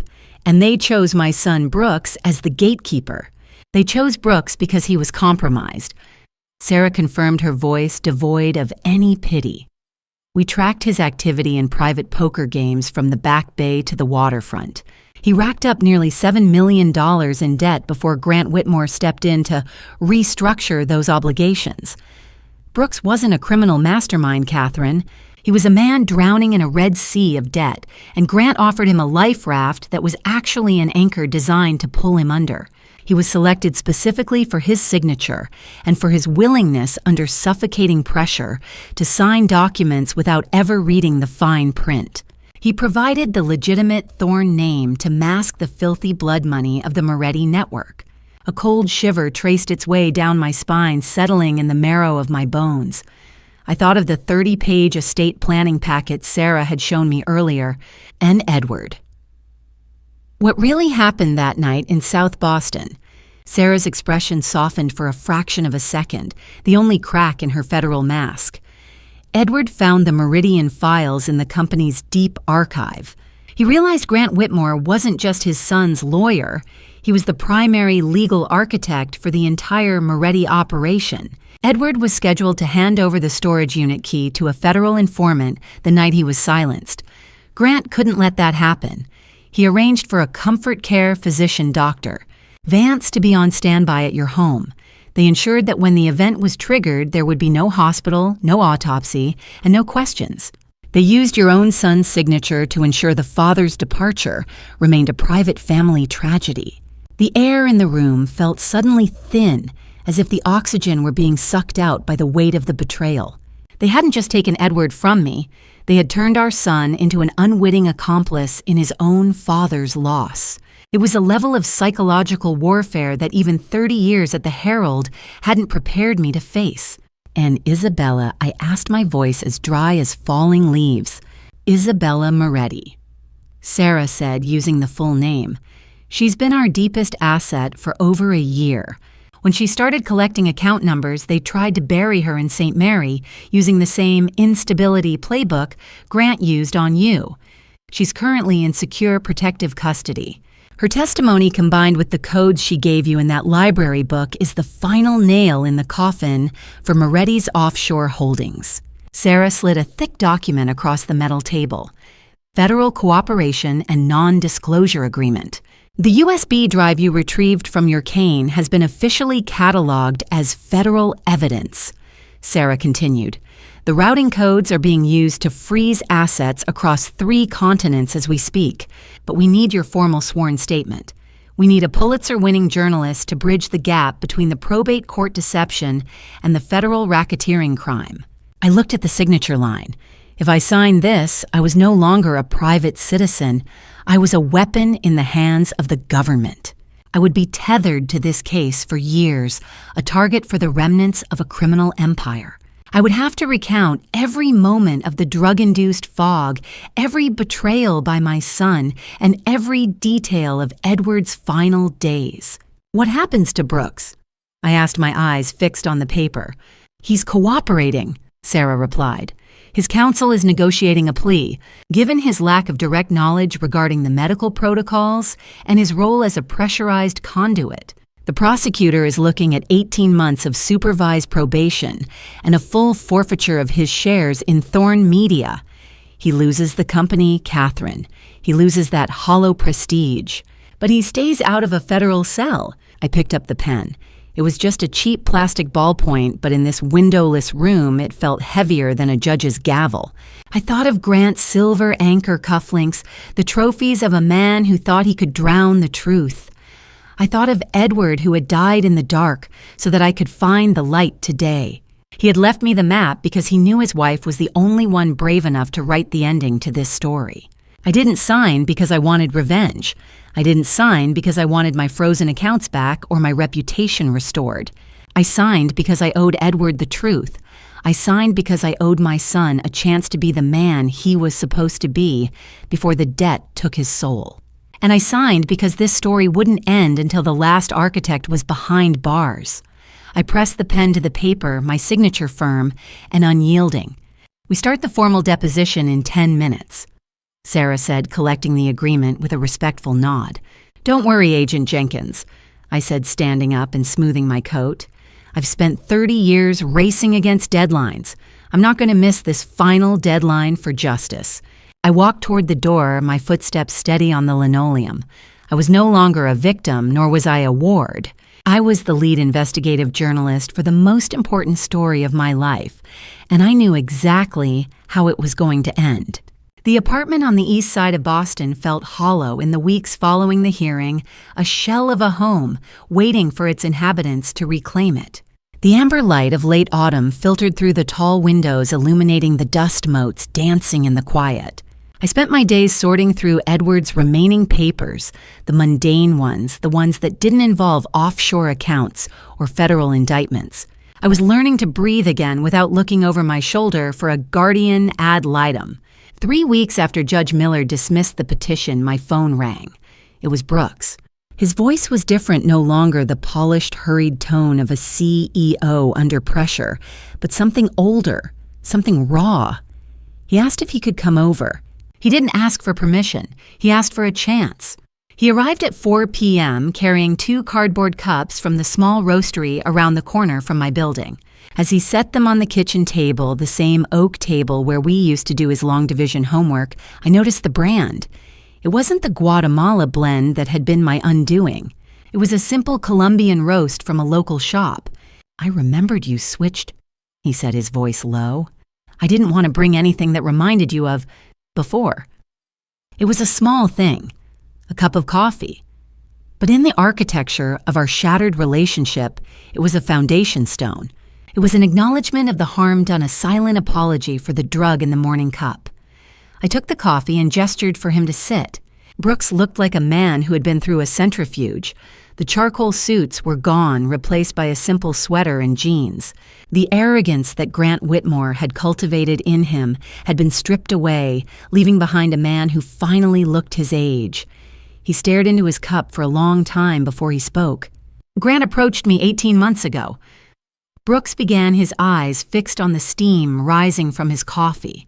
The construction firm was struggling. I'd made some bad calls on the Seaport project and the private debt. It was suffocating me. Grant told me he had a group of private investors who were looking for a high-volume partner. He called it strategic restructuring.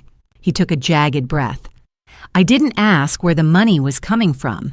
I told myself it didn't matter as long as the payroll was met and the Thorne name stayed on the building.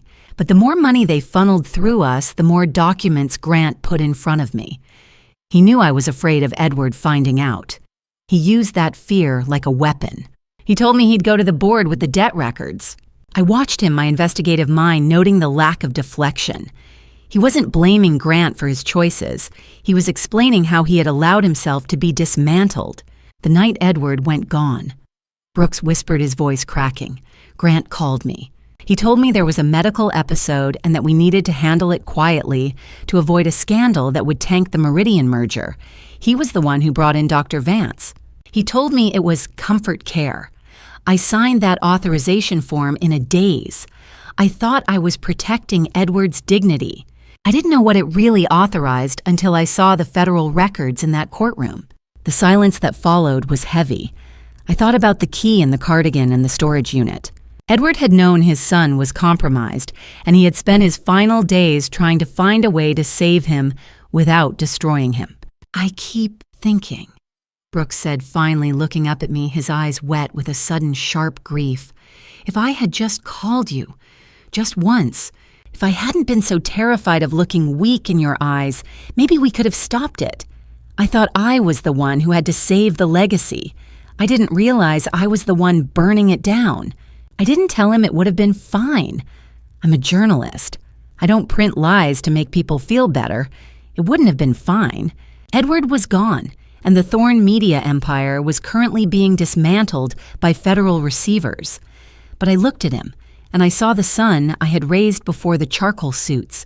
You're calling me now, Brooks, I said quietly. He reached across the table, his hand trembling slightly. For a moment, I saw the boy on the hospital steps, but then another memory eclipsed it. It was from only a few years ago when I was 34. No, he was 34. I had suffered a severe health scare, a sudden spike in blood pressure that landed me in the emergency room. Brooks had arrived 10 minutes after the call, running down the hospital corridor, his jacket half off his face, a mask of unadulterated panic. He had stayed all night terrified of the world without me. That was the son I raised. That was the man who was still in there, buried beneath the debt and the deceit. I have an 18-month cooperation agreement with the federal prosecutor's office, he said, wiping his face.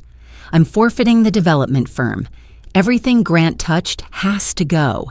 I'll be testifying against Moretti's remaining associates for the next year. It's not much, but it's the only way I know how to start. It was a realistic sentence. 18 months of legal scrutiny, of losing the prestige he had traded his soul for. It was the price of the truth. He finished his coffee and stood up to leave. The light in the kitchen was turning a deep purple. We walked to the door in silence, a comfortable silence, the kind that exists between two people who've survived a war. At the door, he turned to me. The city lights were reflecting in his eyes. I'm sorry, Mom, for everything, for the court, for the doctors, for not being the man Dad thought I was. I know, I said, and I did. I knew the weight of his sorrow was real. I knew the road back was long. Go do what you have to do, Brooks. The truth is the last thing standing. Make sure you're standing with it. He nodded and stepped out into the hallway. I watched him walk toward the elevator, his shadow long and steady against the floor. I closed the door and turned the lock. The apartment didn't feel hollow anymore. It felt like a place where the air had finally been cleared. I went back to the kitchen and picked up the 2 empty coffee cups. Some things were worth the walk and some apologies were worth the wait. My son was a collaborator who had lost his way, but as I stood in the quiet, I knew he was finally found. The phone rang on a Tuesday morning, the sound cutting through the quiet of my study with a persistence that felt like a ghost from another life. I didn't recognize the number at first, but the cadence of the silence on the other end when I picked up was unmistakably professional. Catherine. The voice was gravelly, worn down by decades of cheap coffee and the relentless grind of the news cycle. It was Arthur, my old editor at the Boston Herald. We hadn't spoken since the day after Edward's funeral, before the fog had set in and the lawyers had started circling my life like vultures. I've been reading the Federal Wire reports. They're saying the Thorne Media merger is dead. They're saying Grant Whitmore is in a holding cell at the Moakley courthouse. They're saying a lot of things, Catherine, but they aren't saying the truth. I looked at the stacks of documents on my desk, the Meridian Bridge files, the coded notes from St. Mary, the deposition I had signed for Sarah Jenkins. I had been sitting with this story for months, letting it breathe, letting it burn. "Do you have anything for me, Catherine?" Arthur asked, his voice dropping into that low conspiratorial tone that meant he was ready to hold the front page. Or should I let the interns rewrite the DOJ press release? "I have one more piece in me, Arthur." I said, my voice steady, the sharp edge of the investigator returning in full force. "But I'm writing it my way. First person. No edits on the legal specifics. And I want the center spread." "You get whatever you want," he replied. "Just bring it home." I wrote the article over the next 4 days. I worked at the kitchen table, the same place where Brooks and I had shared coffee just a week before. I worked in the mornings when the light was best, that cold, crystalline Boston light that didn't allow for shadows or ambiguity. I didn't need to consult my notes. Every detail, every betrayal, and every click of a digital transfer was etched into my mind. I began with the courtroom, the coldness of the bench, the weight of the gavel, and the terrifying simplicity of being declared incompetent by the state. I wrote about what it feels like to have your personhood stripped away by the people who are supposed to be your sanctuary. I wrote about the silence of a house that had been hollowed out by debt and deceit. Then I turned the lens on the architects. I named Grant Whitmore. I detailed his indictment on federal charges of conspiracy to commit the ultimate silencing of a witness, multiple RICO violations, and the systematic obstruction of justice. I wrote about the silver anchors on his cuffs and how they were meant to be trophies of a legacy he had successfully drowned. I named Vincent Moretti, the man who had tried to buy the Thorne name to mask the scent of $145 million in blood money. I described the seizure of his assets, a financial empire built on the wreckage of families like mine. I wrote about Isabella. I didn't use her name, she was still a ghost in the federal protection system, but I described her as a witness who chose the sharp blade of the truth over the comfortable suffocation of silence. I wanted the world to know that the Moretti network hadn't been brought down by a computer glitch or a lucky break. It had been brought down by 2 women who refused to be buried. And I wrote about Edward. Not as a victim, but as the lead investigator on the story he didn't live to finish. I honored the man who had sewn a brass key into a cardigan and left a map in a storage unit because he knew that the woman he loved was the only one who could navigate the labyrinth he'd found. I made sure the city knew that Edward Thorne hadn't suffered a medical lapse. He had suffered the consequences of being an honest man in a room full of thieves. The act of writing was a physical purging. With every paragraph, the last of the risperidone fog seemed to leave my bones. By the time I reached the conclusion, I wasn't just a reporter anymore. I was a survivor who had regained the power of the press. The headline in the Sunday edition of the Boston Herald was simple, set in the bold, black typeface that Edward had always loved. The Archive of Blood, How a Pulitzer Winner Brought Down a Media Empire from the Inside. The article ran across 4 pages. It was a forensic dissection of a crime and a deeply personal account of a mother's fight for her sanity. It broke the city open. By noon, the digital version was the most shared piece in the country. The story of the incompetent woman who had dismantled a federal racketeering ring from a neurological center was the kind of narrative that didn't just report the news, it changed it. My phone rang all morning. I didn't answer most of the calls. The networks wanted interviews. The publishers wanted books. And the old friends who had vanished when the guardianship petition was filed were suddenly calling to express their unwavering support. I let them all go to voicemail. I sat by the window in my study, the Sunday paper spread out on my lap. I had a cup of peppermint tea, hot, clean, and honest. I looked down at the city of Boston, watching the movement below. I saw the cars crossing the Longfellow Bridge, the tourists walking the Freedom Trail, and the sunlight reflecting off the glass towers of the financial district. The buildings were still there. The institutions were still there. But the shadows that had lived within them were being burned away. For the first time in 3 years, I didn't feel like a ward, a victim, or a target. I felt the weight of my own name. I felt the sharp, uncompromising clarity of the woman I was supposed to be. I watched the city move, and for the first time in a very long time, I felt like I was part of it again, not as a shadow, but as the light. I set my tea down and picked up the paper one last time, my fingers tracing Edward's name in the dedication. The story was out. The deadline had been met. I leaned back in my chair and simply breathed a woman who had quietly and entirely proven that the truth is the only thing that can't be buried. The Sunday morning was draped in a thin silver mist that clung to the ancient oaks of Forest Hills Cemetery. I took the bus from the city, enjoying the anonymity of the public commute, a simple luxury I had nearly lost to a court order. I walked the winding paths, the crunch of fallen leaves beneath my boots, the only sound in the hallowed quiet. Eventually, I reached the small iron bench near Edward's resting place, a modest, weathered seat he had always joked was for when you need to sit with me and think. I sat down, the cold metal of the bench seeping through my coat, and looked at the simple granite marker. I hadn't come to mourn. I had come to report. In my hand, I carried two things: a fresh copy of the Boston Herald with my front page article, and a small square photograph from the second year of our marriage. In the photo, we were standing on a Boston Harbor dock, squinting into the sun and laughing at something the photographer had said. Edward's arm was draped over my shoulder, steady and protective. I sat for a long time, watching the mist rise off the grass.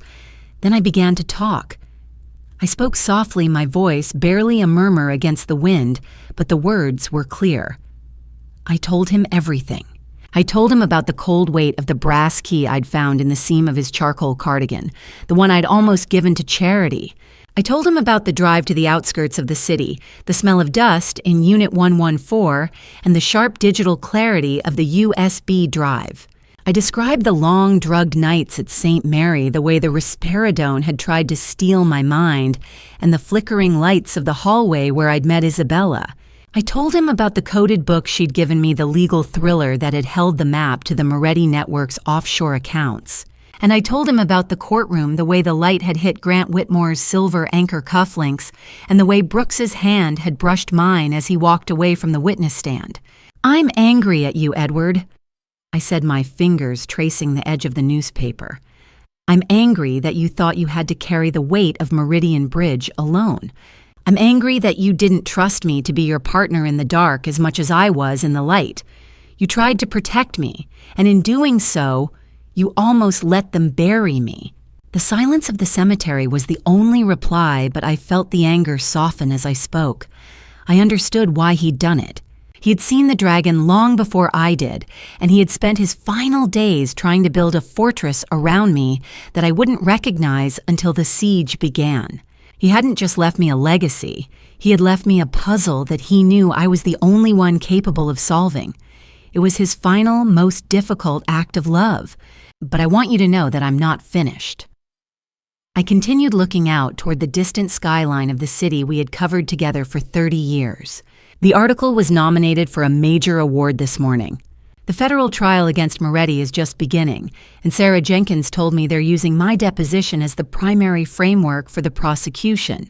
And I've been asked to consult on a financial crimes journalism fellowship at the university. I'm going to teach them how to find the thread, Edward, just like you did. I felt a strange sense of closure, a settling of the internal storm. The betrayal of my son was a wound that would take years to heal, but the betrayal of the truth had been rectified. I took the photograph from the harbor and folded it small, the way we used to leave notes for each other on the kitchen counter in the early years, short secret messages tucked away from the world. I knelt by the base of the granite marker and found a small, smooth stone. I tucked the photograph beneath it. Hidden and safe, a piece of our joy returned to the earth. The anchors didn't hold Edward, I whispered. The truth stayed standing. I stood up and buttoned my coat against the rising wind. I looked at the bench one last time, imagining him sitting there with his Herald and his peppermint tea, giving me that slow, crooked smile of his. I didn't cry. I didn't need to. I had done the work.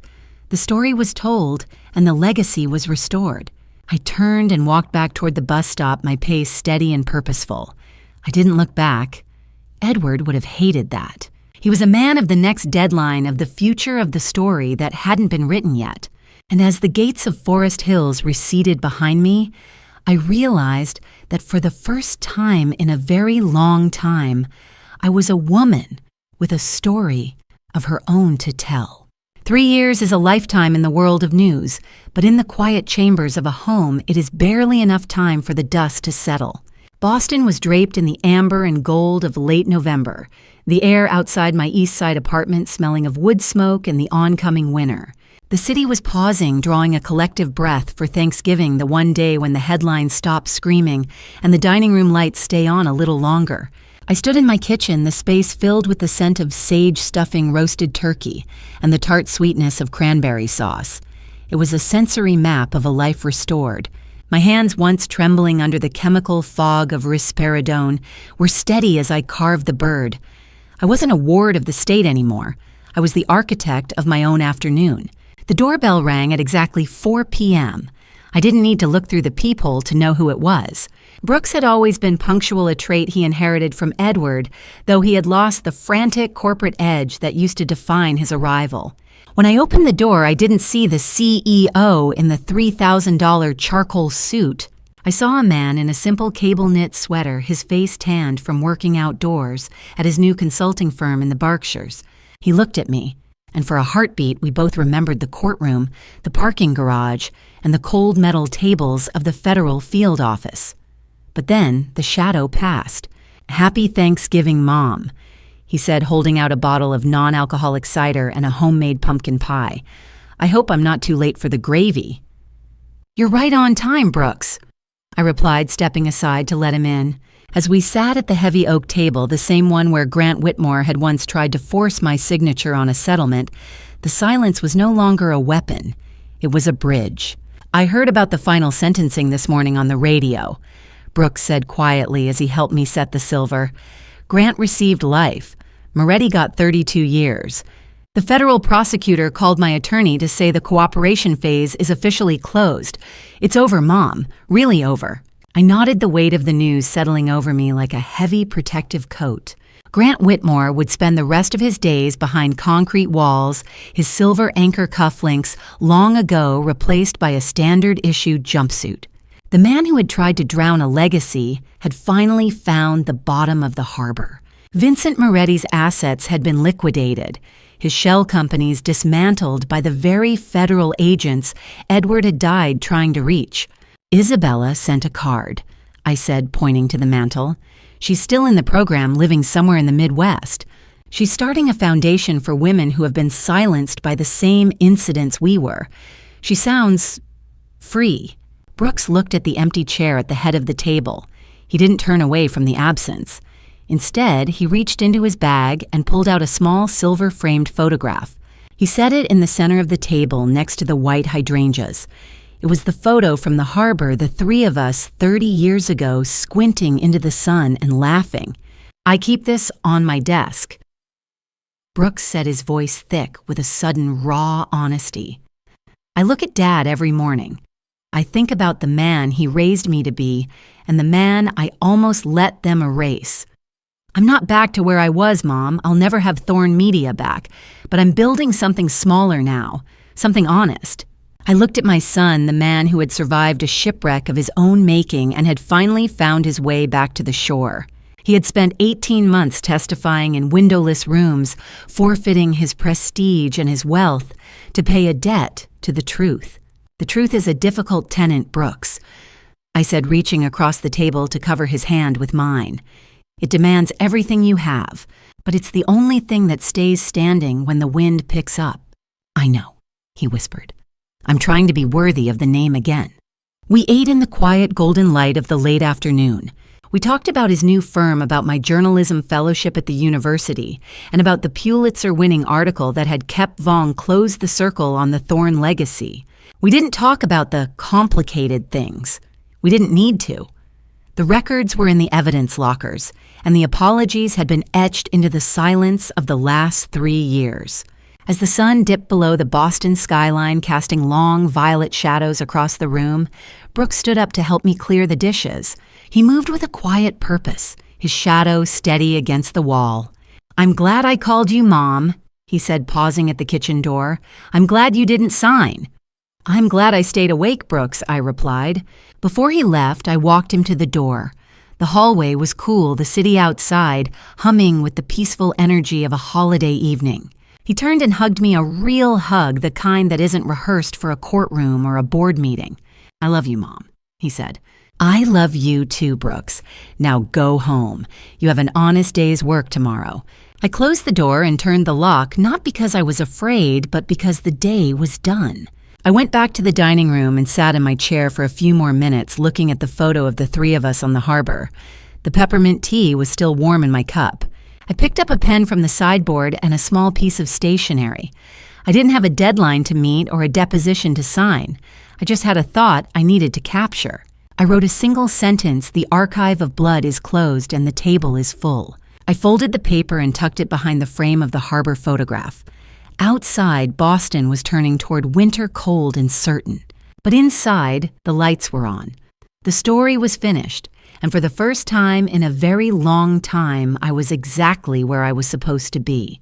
I blew out the candles, the scent of wax and cedar lingering in the air, and walked toward the bedroom. I didn't look back at the shadows. I was walking toward the light, and I didn't need anyone's permission to be home. I sat at my family drama story for years, dissecting the betrayal like a cold forensic report. Looking back, my biggest mistake wasn't trusting my son, but losing my own voice to the shadows of grief.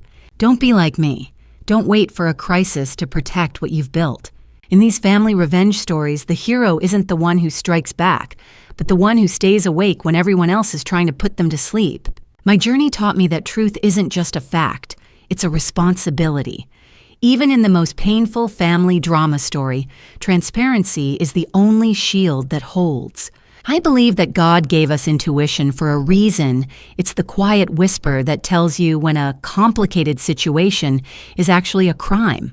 These family revenge stories often start with a small lie, but they end with the absolute weight of reality. If there is one lesson from my family drama story, it's this: loyalty is earned through honesty, not through a shared last name. As I finish these family revenge stories, I realize that peace isn't the absence of conflict, but the presence of justice. I am finally free, not because the lawyers stopped talking, but because I started speaking. Thank you for staying with me through this long journey, all the way to the end. I would really love to hear your thoughts. What would you choose if you were in my situation? Please leave a comment below. If this story resonates with you, consider subscribing to the channel so you don't miss our upcoming videos. A small note: although inspired by social topics, some elements have been dramatized for storytelling purposes. If this content doesn't suit your personal preferences, feel free to explore other videos that might be a better fit for you. Thanks for watching all the way to the end. I will see you in the next one.